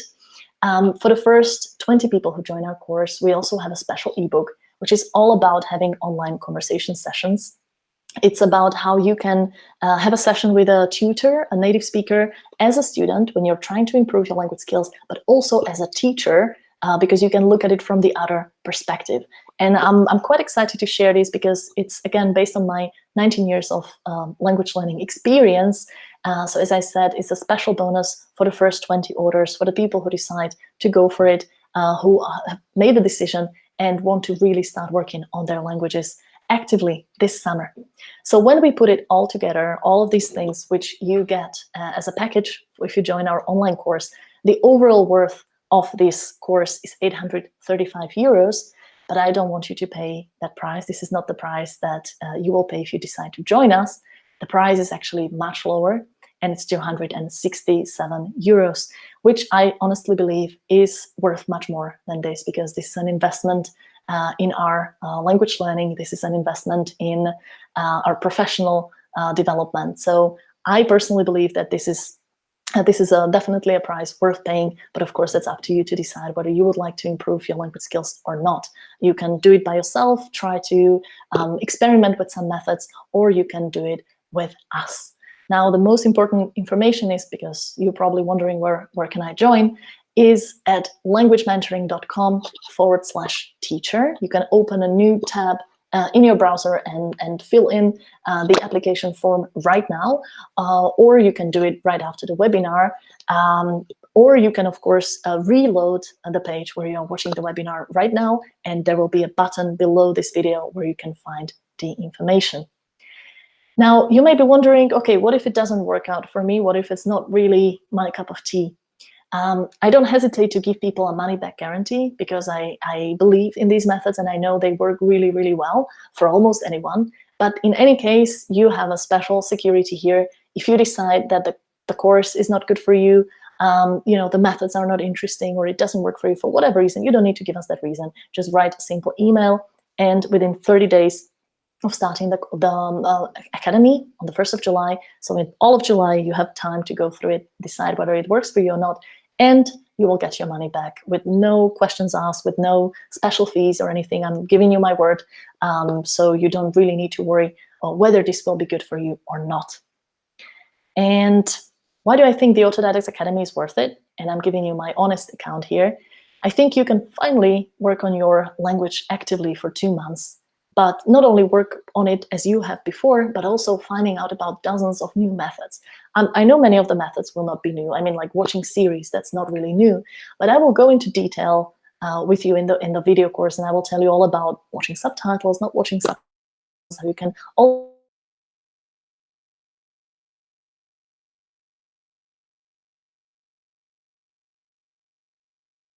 see. Okay, here we go. You'll get a lot of fresh ideas for your teaching practice. So I believe, as I said, if you as a teacher experience this firsthand as a learner, you will want to share it with your students, and that's exactly what I want to achieve. I want to help more students learn in this way, and I believe you can be the perfect messengers for that. But I need you to experience it first as a learner, not only as a teacher, because I believe this is the true power of language mentoring. You will spend a very active summer. I believe it's amazing to work on ourselves. So if you are anything like me, you'll probably enjoy this a lot. I want you to get to know new cool teachers from all around the world, conversation partners, to create a real system in your learning. It's not just about the 2 months. We are trying to transform the way people learn languages so that you can continue afterwards as well. And you will get a lot of tips for podcasts, websites, for 8 languages, and we will share any other tips in the Facebook group. It's usually quite rich. And as I said, if it doesn't suit you for whatever reason, you have not risked anything. You will get all your money back, and at least you've given something a try. So if this resonates with you, if you would like to join us and you would like to secure your spot in one of the 30 spots, then languagementoring.com/teacher is the website where you can fill in the application form. And on a final note, just to let you know that this is really no newbie. We have been doing this for 3 years now. We have done 22 such 2-month academies already with quite amazing results, which I'm quite proud to share. We have had more than 1,000 participants from all over the world, from all walks of life, and not just teachers. We have only done it for teachers once. It was my very first academy 3 years ago. But we work with people who are very busy, with students, with pensioners, with really anyone learning any language. Actually, the number of languages is quite high. It's 25. People in our courses have been learning languages like Korean and Mandarin Chinese and Pashto, and they don't need to be languages I speak. This is the beauty of language mentoring. I don't need to be your teacher, because I can just show you how you can learn the language yourself, and you do the learning, because I believe that's what it really counts. On average, our students spend an incredible amount of time with the language. That's 9.2 hours. And I assure you that most of these people join our courses thinking, I'm probably gonna have like 15 minutes a day. But once they start experiencing how much fun it is and how they can easily, improve their listening comprehension by watching TV series, they can't get enough. That's exactly what we want people to achieve. And you might be wondering, what is the dropout rate of our courses? Well, it's actually very good. I mean, compared to many other courses where people are supposed to work on something by themselves, 86% of our students are able to apply this without any problems. And we are speaking about people who have no or very limited language learning experience in the past. So you as language teachers will have no problems with this at all. But as I said, if you have any problems, then you have the money back guarantee. So again, the languagementoring.com/teacher is the website where you can secure your spot in the Autodidacts Academy for Teachers. And I have one final quote for you from Tony Robbins. And in the meantime, I will ask my 3 special guests to join me in this webinar. Tony Robbins said, if you want to achieve success, all you need to do is find a way to model those who have already succeeded. And I believe I have a very unique position because I am a person who has not only learned 9 languages by myself, I've also spent 10 years teaching languages, and I have organized one of the world's biggest polyglot events.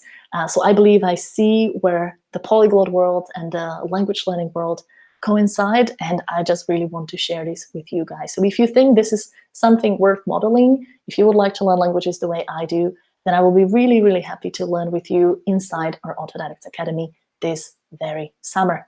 So this is again the information, just for a quick summary. At languagementoring.com/teacher, you have more information if you need more details about anything.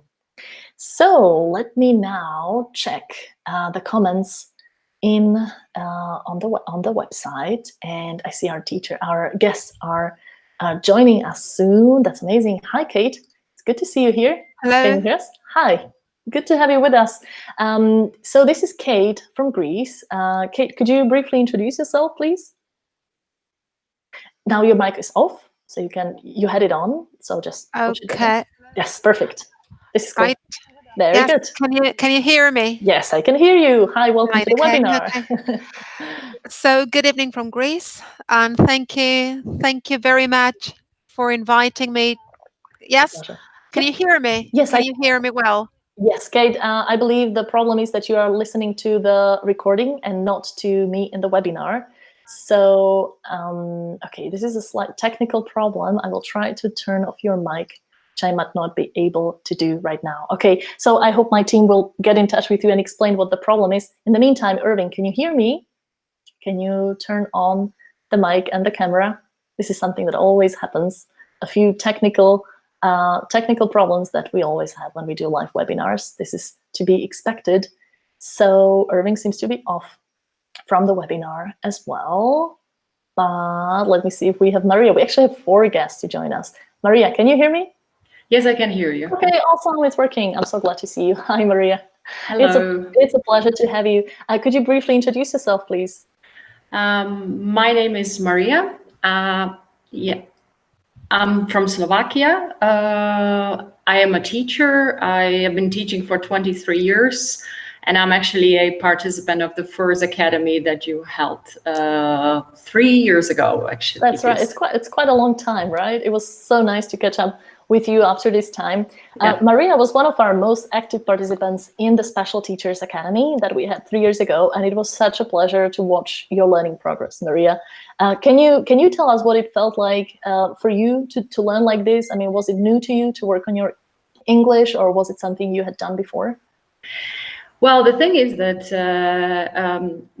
3 years ago, back then, I had been a teacher for 21 years, and at that time, I mainly paid attention to all the things that I can do to improve my teaching skills. So basically how to make my courses better and how to entertain students, how to make them, persuade and motivate them to learn English. And I realized that basically I have neglected myself, my language skills. And at a certain moment, I felt like it's a certain kind of a plateau that I have reached, and I'm stagnating, and my English is the same. So I thought it was a burnout that I felt. But then somehow I came across, because the thing is that I knew that I should do something myself, but I didn't have a structure to it. So, and then, well, I got some tips, and then I started, and well, more or less I have been doing it all the time, but well, not always in such a way as I did 3 years ago. Of course, it usually when people start learning in this way, it gets most active at the very beginning. Yeah. And Okay. people Hello? just. Oh, hi, Irving. I can't hear I see you now. you. Oh, Okay, no. we seem to have some technical issues here. I can't hear you. Yeah, that seems to be a problem. Let me just turn off Irving's mic, and I hope my team will get in touch with him. Maria, getting back to you. This is incredible. It doesn't work. You're the only one who works, you know, with whom it works technically, but that's okay. I hope with Kate and Irving it will work too. So yeah, Maria, what were some of the methods that you Can you hear me? Can you hear me? Hello? Okay. I'm sorry. Maria, can you hear me? It's incredible because I see that I cannot let the guys know that I can hear them, but with a different time delay. This is something that's never happened before. This is so interesting. Okay, Maria, you can hear me in real time, right? Not really. I also have some, well, some kind of I can hear Jet the lag. recording. Yeah, it's kind of a lag.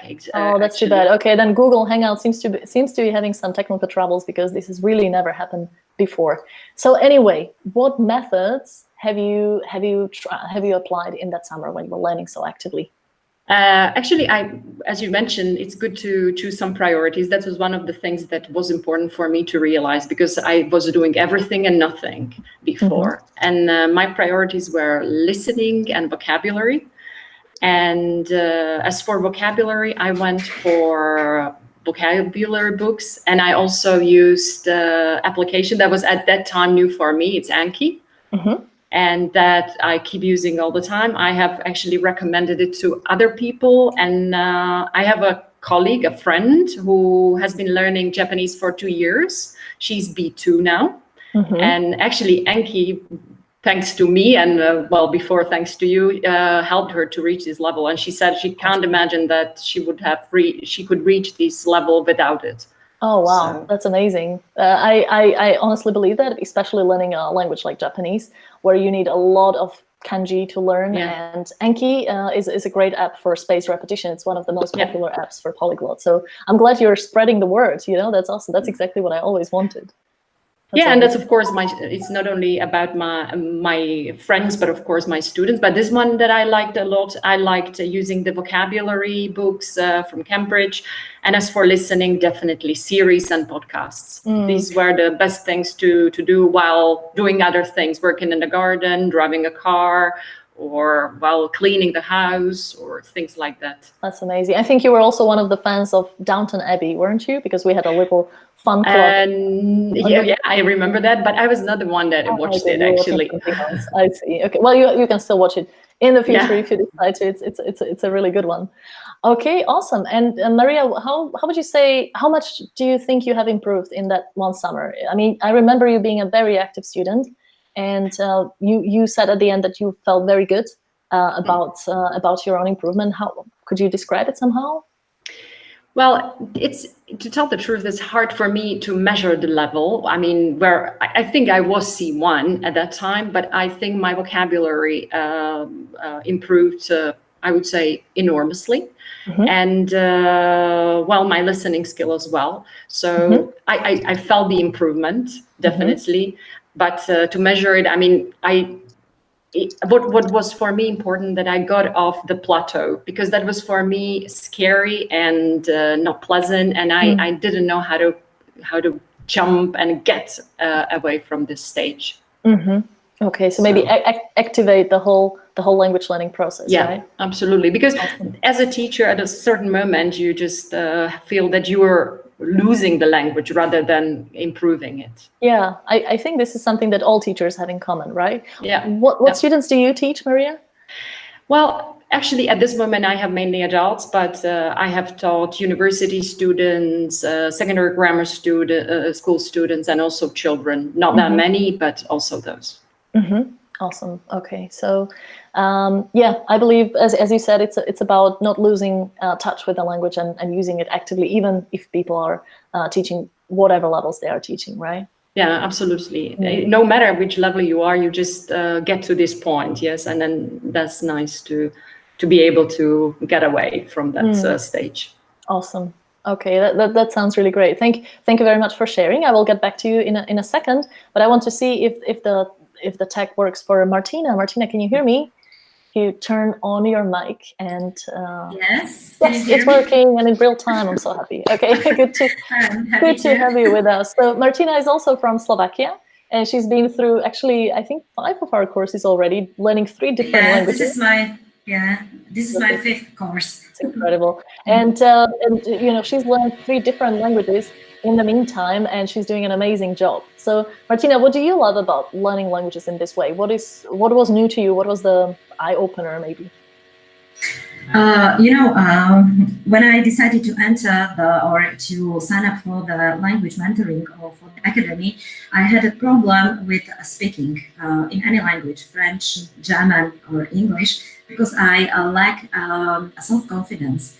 You know, after my university studies, I was pretty good at grammar, reading, listening, but these skills was really on a very low level. So when I decided to become a teacher, I had to change something in my life, and that was the reason why I signed up for my first Autodidact Academy, and it completely changed my life. Because, you know, I am here, I'm talking to you in front of many people, and it is something, it's not my comfort zone. And if someone told me that once you will be talking here with Lydia, so I will say it's impossible. Oh, wow. And now I'm here and I talk, I'm speaking English, and, you know, because you as a teacher, people see you as an expert. You must be perfect in everything what you do. You can't make any mistake, and that's the problem. That I was ashamed to stand in front of my class and to teach someone when I didn't feel confidence in what I'm doing. You know. Yes. And so. Absolutely. Well, I'm so glad that you accepted this.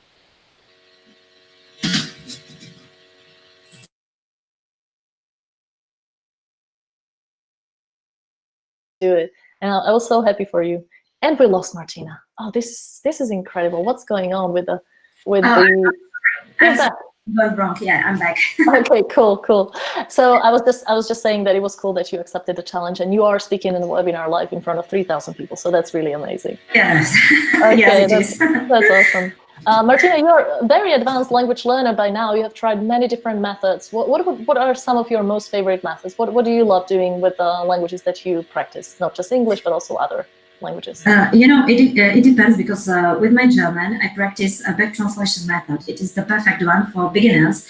I love that. With English, I use shadowing because my pronunciation, I had to improve my pronunciation. It was like kitchen English, you know, from books, and I had to change that, because after university, I didn't have possibility to go abroad and to be in a contact with language. So this academy was the first contact with the community and with the people who share with the people who have the same problems and the same fear of making mistakes and something. Yeah. So it depends on language, really. I think you're very right saying that teachers probably feel the pressure of expect, you know, everybody expects you to be the perfect one. And I remember the times when I finished my German studies, because my German was always weaker than my English, and I was holding my certificate, the diploma. I was like, okay, now I'm an official interpreter from German, and I don't feel like that. While I was studying, I was always like, I'll improve, I'll get better, you know, I'll get better with time. And then I was like, wow, I am the professional, I guess, but I didn't feel like it. So I think it's the same with teachers. When you are like, okay, now you go and teach, you're supposed to be the perfect teacher. But we all know that teachers don't need to be perfect. But I think this stigma, social stigma, is there for most people. But it was not the right time. Never was the right time to start. And suddenly I realized that I lost so many years waiting for something, and it didn't come. So I remember. Sorry, I remember you saying that, oh, Lydia, where were you, when I was learning my languages? I should have met you, 20 years ago when I was starting with my languages. So, I guess never, it's never too late, right? It's good. It's better to find that time now than to realize it in your 60s, that you should have learned more. But for me to be a teacher now, with my in the classroom, it makes we have a lot of fun with my students. We are happy. Even one child, it's 2 weeks ago, told me that Mrs. Teacher, I prefer English to Slovak, and wow. Slovak is it was her mother tongue. So wow, that's amazing. That's what every teacher wants to hear, right? To have students who are excited about it. That's exactly what we want to achieve. Oh, that's awesome, Martina. I'm really, really happy about that. I see that Irving is still trying to get connected, and I think Irving hears us now, right? Okay, good. Finally. Okay, awesome. Irving, I will get to you in a second, but Kate has been waiting for some time. So Martina, thank you very much for sharing your experience. Please, all of you stay in the webinar. I will just remind everyone, if you would like to join our special Autodidacts Academy for teachers this summer and learn with me and my team and 30 other motivated teachers, then you can secure your spot at languagementoring.com/teacher. Or if you refresh this page, there is a special button below this video, which will direct you to the page where you find all the information. So Kate, in the meantime, welcome back. Yes.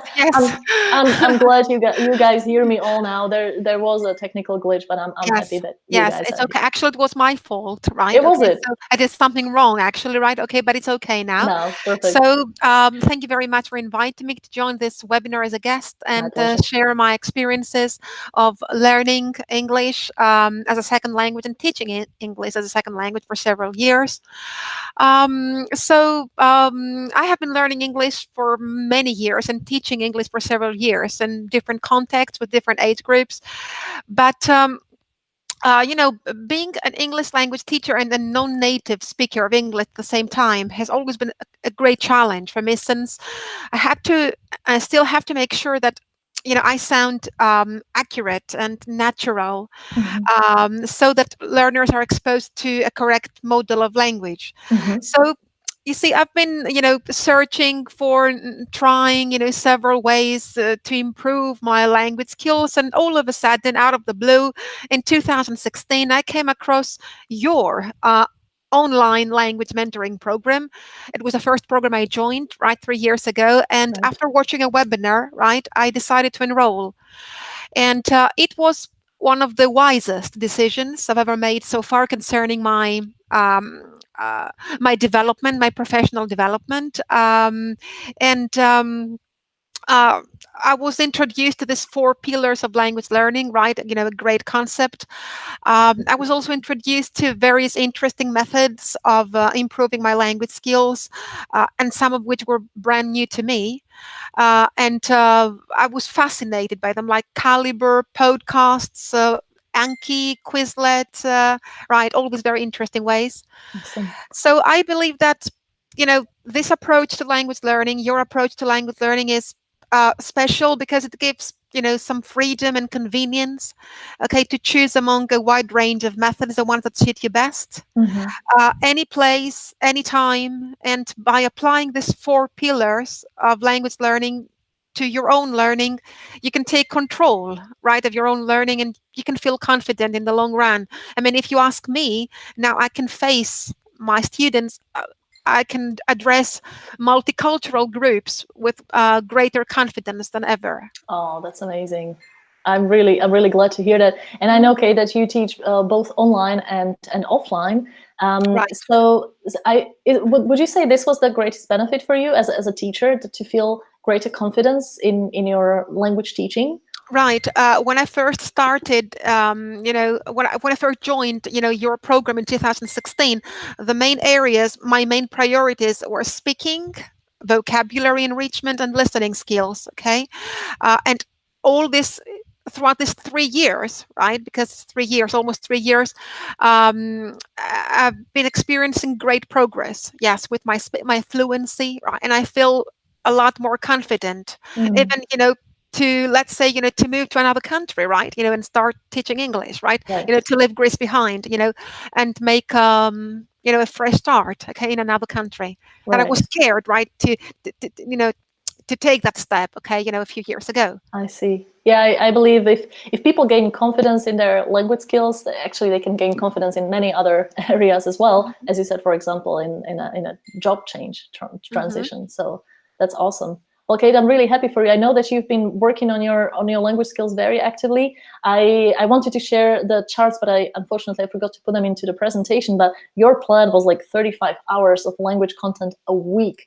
And actually, yes, summertime is the ideal period of time, okay, for me, okay, to invest time and effort in improving myself.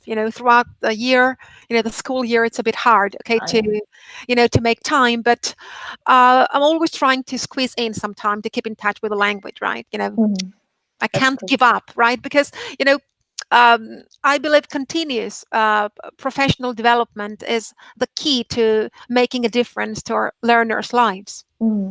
Absolutely. I couldn't agree more. Thank you so much, Kate, for saying this and for sharing your experience. I think it's very, very motivating and inspiring for many teachers watching us. And thank you so much for now. As I said, please stay in the webinar and let's see if we can get Irving on the phone, listening to us and replying in real time. Hi, Irving. Sorry, the microphone is off right now. That's impossible. Your mic is not working right now. Let me see if I can change it. No, I cannot. So please leave the webinar and come back. I hope to see you there in a second. In the meantime, as I said, guys, I already see several of you joining us in the summer program. Just a quick reminder, if you want to join and learn with us on languagementoring.com/teacher. If you have any questions, keep writing them in chat. I will get to the questions in a second. But now let's try if Irving's mic works. Let me see. No, it doesn't. Please leave the webinar by pushing the red button and please try to come back. I'll have a look at the questions in the meantime. Does that work? To make sure I try to answer all of them if I can. Hello. Angelika Reszczyk is asking, Lydia, do you still believe in teaching? Well, this is the thing. I believe in the power of learning, but I believe that teachers are very important on the path of students to learn. So I'm not trying to say that teaching is evil in itself. I'm just saying that it's not enough to teach students who don't want to be, who don't want to learn by themselves. So I think the ideal concept is having a teacher for regular contact and learning on top with methods used by themselves. That was just one question. Irving, can you hear me? I can. Can you hear me? Yes, I can. That's hallelujah. What a relief, right? I think we're in the middle of a Google versus Apple war. Okay. Yeah, I believe so. Well, welcome, Irving, in Thanks. the webinar. If you guys are wondering, like, wait, his English is kind of good. Too good. That's because Irving is a native speaker, right? Who are you calling a naked speaker? Right. So Irving is from Canada, and he's joined three of our programs already, working on another language. So Irving, can you specify your language situation a little bit? Okay, well, before I started with you, with Russian, what's interesting, if we take it back a little bit a step, I'll be 53 soon, so I remember a time when you had to get information. We didn't have internet. You had to get on a bicycle. You had to go to the library. You had to ring somebody's doorbell. He's not home, maybe another time. But now we're surrounded by everything, and now we're overloaded. So when I first started trying to learn Russian, which is what I'm doing now, of course, because I live here, I was overloaded with, you take this book and you have all these different websites and, oh, maybe check this out and maybe I need a teacher. And I was completely overloaded and I had no idea of what to do. I speak, obviously, English. I speak German fluently. I've forgotten most of my French. So language learning is not something new to me, but Russian is very complex for an English computer. But then you came along, and it's like the proverbial biblical situation where the clouds parted, the angels started to sing, and the sun shone through. And I get it now. It was just everything became very structured, like you've been talking about in the webinar, that I understood finally we need to have 3 priorities, which means it doesn't mean, if in my case, speaking, listening, vocabulary, it doesn't mean that I don't work on pronunciation or I don't work on reading or writing or something else. I see through my listening, speaking, and vocabulary, repetitive grammar structures. I think, okay, not now. So what I'm trying to say is that like before, well, not like before, I don't get lost in looking in the internet, quick, check that out. Oh my God, it's the Russian case system. They have 6 cases and I get lost for an hour. I have no more time to learn. And now I didn't do my vocabulary, listening and speaking. Right. And that was my problem. And now I have that direction. And what's really cool is this accountability sheet where it motivates you that even when you have a down moment or a few down days, you're not feeling so good. Am I really progressing? Oh, will I ever learn this language? And you look on your accountability sheet, had an interesting conversation with a security guard yesterday talking about intermittent fasting. In Russian, right? Yeah, Wow. I couldn't say intermittent fasting in Russian, but I used other words. And That's he was making me a coffee before my lesson started with my student. Wonderful. And I thought, oh my God, I just spoke about intermittent fasting and not Меня зовут Irving, my name is Irving, and so on. It got, Right. Yeah. And that's what I awesome. mean about how this system, I can't stress enough to anybody who's still listening, how much it helped me to sort through all this chaff that's attacking you with these little blinking lights in the internet that's distracting you when it's all here. It's all here. All the tools are here in this course. And you basically saved my life. Oh, I'm happy to hear that. I know that Russian is really important for your survival in Moscow. Yes. So I actually understand. I mean, it's almost impossible to not speak Russian in Russia and get by. So I'm very happy to hear that, Irving. You're also a language teacher, and you teach, from what I know, you teach a lot of like all of the Russian celebrities in Moscow, very high profile students, CEOs. What is your experience as an English teacher, right? With how students approach language learning? I mean, would you say it's the problem? The problem is about their expectations, or what would you say is the biggest problem? Yes, that's exactly that. Actually, before I met you, I intuitively had a feeling that the way it always was is not right. I've always been kind of an alternative person, and I was trying to teach my students somehow that they need to teach themselves, but I couldn't do it the way you have this structured idea. And I'm trying to tell them, look, you have to spend time to do this. It doesn't just fall from heaven or something. So they kind of got it. It's very difficult, but I incorporate what I learned from Russian through your methods, and then I show my students, I pass it on to them, and it's painful for them, but they get it. And I've had a lot of students, very high profile lawyers and so on, who got from their job interviews, they got their jobs, or from very important conference calls, they understood things, and they've really complimented me on that. So it works for me, but I see it works for my students. So as a teacher, an English teacher teaching Russians, I see that because I'm in the same situation, I can say, hey, I know what it feels like. Let's put the shoe on the other foot. You have a problem with tenses. English has so many tenses. Oh my God.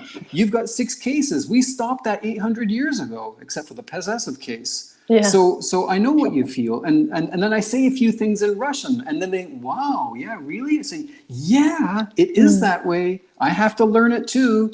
Yeah, I think this is actually very powerful as a language teacher. If you tell your students, well, look, I'm also working on a language, right? You're not the only one. I'm not just teaching you or telling you to do this. I actually do this myself. I think it's very powerful, and the students probably accept it more, right? Yes, absolutely. Because what I find is it's not about how much Russian I speak, because I find for any teachers listening, it doesn't matter if you're not a native speaker. The point is, do you understand the target language you're trying to teach? Do you understand, I mean, the target students? So if you have a German and you're trying to teach him French, do you understand the German point of view? And it's not about speaking German perfectly, like I don't speak Russian perfectly, but I understand where they're coming from. So if a Russian says to me, for example, how to say, but I know in Russian, that's a Russian construction, как сказать, how to say. And I say, oh, Right. no, that's Russian language interference. We don't say how to say. I understand you, but we say, how should I say? Or what do you say? Or what could I say here, etc.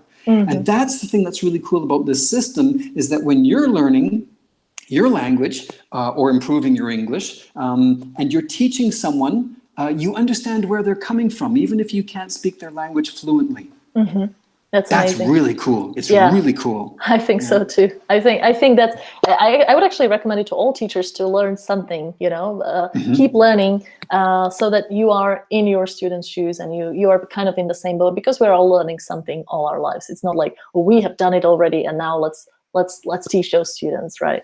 Yeah, you don't have that holier than thou, that I'm better than you kind of thing. You come Right. down to their level. And even if you just say a few little expressions, like if I say, что здесь не так? What's missing from this picture? Yeah. Beer. And they, oh. Right. And again, I'm not fluent, but you make that contact. We all know, as without being teachers, that when you go to a foreign country, if you say hello, please, thank you, order at a restaurant, you get friends. People are like, oh my God, this guy speaks Turkish. I don't speak Turkish, But but you I know know a a few couple of phrases. words, and that's it. Yeah. So you that- need this for teaching as well. Right. Well, thank you for saying that. I absolutely agree. I think it's amazing to, you know, be able to communicate with people in their language, and that's why I love learning languages myself. Now, guys, you have, I'm sure you have so much more to say. I just want to ask you if you have one last thing you would like to say. I didn't ask you or give you a chance to, because there's 4 of you, and I have to go through the questions, and we'll end this webinar in a very short time. So just a quick question, Martina or Maria or Kate or Irving, if anybody wants to add anything. Sorry. Go ahead, Martina. No, I just wanted to mention that you are not offering just the language or the method, but what is the most important, what was the most important for me was the system, you know. And when you learn the system, you're offering this system is applicable in any aspect of your life, and it can help you in with everything. So Yeah. that's what I wanted to say. As Erin said, that there are many materials, many different language sources, but when you don't know how to work with them, it's a problem. You know? Yeah, I think so. I personally think that the system is actually the key. Making it fun and system, these are the 2 most important pillars if you want to choose 2 most important ones. So yes, thank you guys so much for saying this from your own point of view. I'm really happy that people watching this webinar got a chance to hear it, not just from me, but also from people from teachers who have been actively working on themselves. And I really admire you for the great strength you are putting into this, for the motivation you are keeping up, and you're all doing an amazing job. So I really hope you keep up working on your languages and other areas of your life. Thank you so much for joining me. You can leave the webinar for now. I will just answer some questions, and we will finish this webinar. I'm going a little bit over time. Hope you forgive me, but we have so many interesting questions that I would love to briefly answer.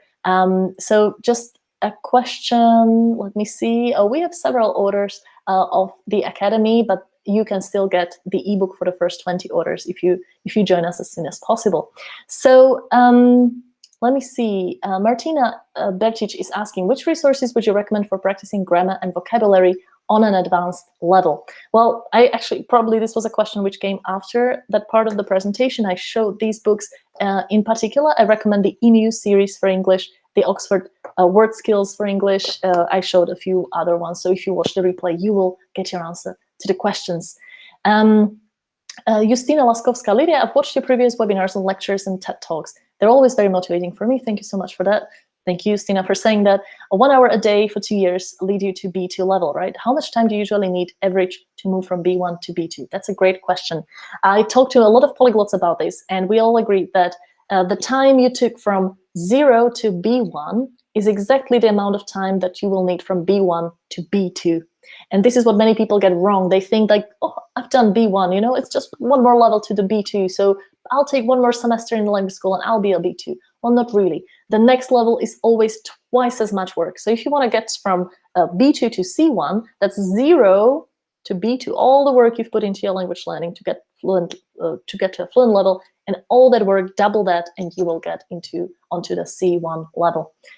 So I personally believe that B2 is perfectly enough to keep in touch with the language, to read any book, watch any movie, talk to anyone fluently. I'm not trying to get a higher level in my other languages only if I need to work with them professionally. Now, I got my Spanish and Polish on a C level too. I work with them a little bit as an interpreter, but normally I just try to get to the B2 level. Marina Zago says, should textbooks be abandoned? Not at all. The thing I explained with the paper and how, you know, things are cut into it, I'm just trying to say that textbooks should not be the only material used for language learning. And I'm afraid that this is what's happening in the classroom when people join a language course. And this is the main thing. And then you as teachers probably tell them, well, you should listen to some things, you know, maybe you give it to them as a homework. But students rarely ever do it. Maybe they will do a little bit, or the most active ones will do, but most people actually think that the textbook is enough. So they should definitely not be abandoned. I personally love textbooks and I love working with them. And when I start learning a new book, I always go with a teach yourself type of textbook, which I go through to make sure I get the basic vocabulary, basic grammar, and then I work with the more interesting resources like YouTube videos and podcasts and books and audiobooks. So they should definitely be used. I think that textbooks, even such as these ones, are amazing, but they should not be the only resource, especially today in the era of the internet when we have so many more resources that we can use. Corinne Calmer says, how do you know when you cross that wave on your first foreign language? That's a great question. If it's your first foreign language, then it's kind of hard to know it because you don't have the experience of speaking another language fluently.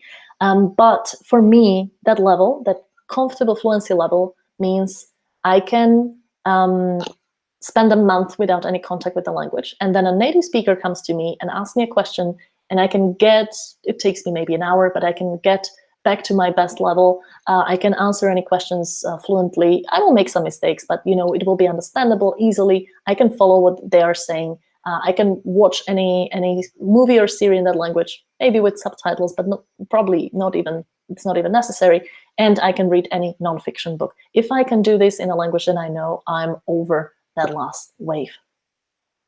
Okay, Teodora Julia was asking about Duolingo and other apps, if I recommend them or not. So I've mentioned that briefly. I recommend them for very beginners or A1, A2 levels as an additional fun material because it keeps you addicted, it keeps you in touch with the language. That's all cool and fun, but it should not be the most important resource because it's just not enough. If you just learn with Duolingo, you are not getting enough input.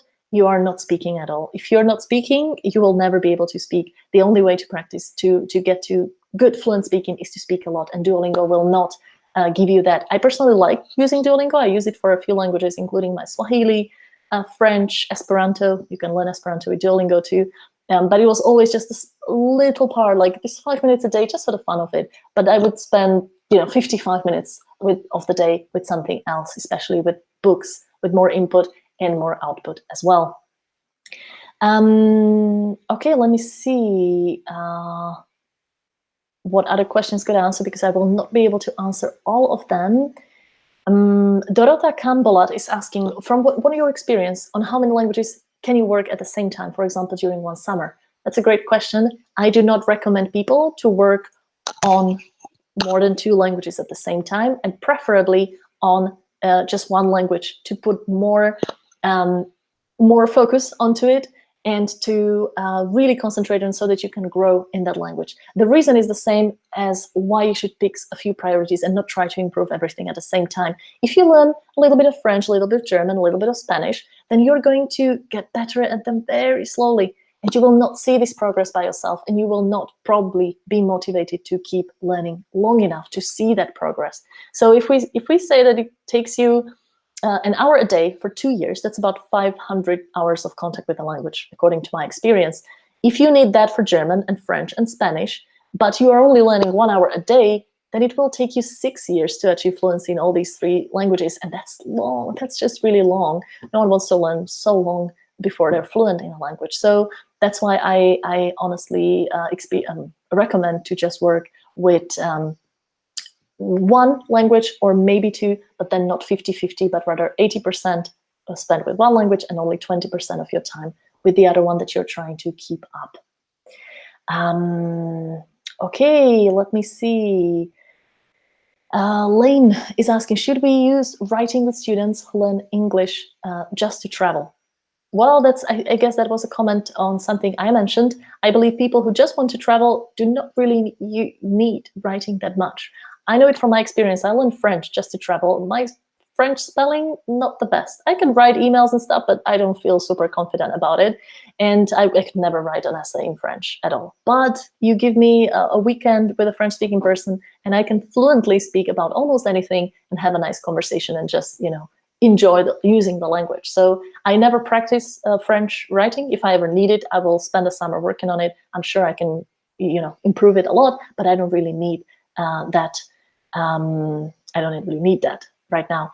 Martina Czerwiankova is asking tips for Polish grammar, please. Well, actually, I can give you that. The author is Pyzik, so Pyzik, and it's Przygoda z gramatyką. That was my favorite book to learn Polish. Amazing grammar exercises, so I definitely recommend that.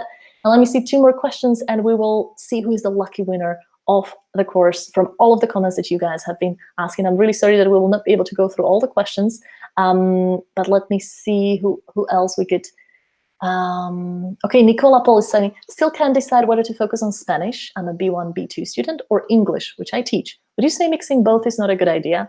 So as I said, you could do it. I would personally recommend you spend 2 months working on one and then 2 months on another one, so you can have different periods of your year working on one of the language. If you really want to do both of them, then as I said, 80% of your time with one and 20% just keeping up. So maybe Spanish for 80% if you feel really passionate about your Spanish right now, and 20% for keeping your English. Lucy Flower says, your language mentoring program has completely changed the way I learn languages, and I spread your tips with my students. Thank you, Lucy. I'm really, really glad to see it. Jana Richweisova said, once I said to my friend, it is a pity that I cannot speak German. I could read German books. She told me, it is a pity that you don't read German books. You could speak German. I love this. This is cool. My friend was absolutely right. It's all about the approach. Thank you, Anna, for making this comment. I absolutely agree with it. It's actually, I think, a perfect quote to end with. So, guys, just to remind you, if you want to learn by yourself, then please go for it. Don't let this webinar just, be there and say, okay, it's a good idea. Please go and learn by yourself. If you want to do it in a community of really dedicated language teachers, and you want to get a complete know-how on learning languages, then languagementoring.com/teacher is the website where you find all the information about our summer program, which I really believe will be cool and will be very active. And as I said, you will have 30 days to try it, to see if it works for you. If it doesn't, you will get your money back in the guarantee. We had the webinar guests, and now the question is, who is the lucky winner? And I see my team has already picked one winner randomly, and the winner is Gabriela Sabo. I don't know if I pronounced it correctly. And the comment was, I really like your approach about these priorities. Mine are vocabulary, speaking, and pronunciation. Congratulations, Gabriela, just by sharing this with us. You are one of the people who are joining us in the Teachers Academy. Congratulations on that. We will contact you if you are still watching this, and please write us an email. You're probably quite happy to hear this. If you do not contact us, and we will write to you, and your spot in the Teachers Academy is secured. And let me see what else we wanted to mention. That was actually all. There are a few other testimonials that you can also read on the website from thousands of people who have gone through our courses and really feel that this is working for them. So, go for it and read it on the website afterwards if you like. And if you have any questions, of course, you can write me an email at lydia@languagementoring.com. Please don't forget to watch us on social media. On Facebook, we publish quite a lot of useful tips on language learning for different languages. We are on Instagram as well. I often share some personal stories. We are on YouTube, where sometimes we publish videos. I want to publish more videos in the summer. So just make sure you stay in touch somehow. I will send you an email now and then, hoping to keep your motivation high. So I would really love to stay in touch. And as I said, for me personally, oops, Irving, I see you're back. but this is probably a mistake. So what was I saying? I lost my thread now. The guest time was over now. I was actually just going to say goodbye. So again, thank you guys very much for watching this webinar. I know that it wasn't the best time for all of you. Okay, YouTube is clearly wrong, so it's the best time to end this webinar. Again, thank you very much for watching. Have a great evening, everyone. And if you want to join us inside the Teachers Academy, then go to languagementoring.com/teacher. And even if you don't, please make sure you do something with your language over the summer. I would be really happy to hear about any experience you have. Whether you join our program or not, I will be really, really happy to read all your comments afterwards. Thank you very much and have a great time. Bye-bye.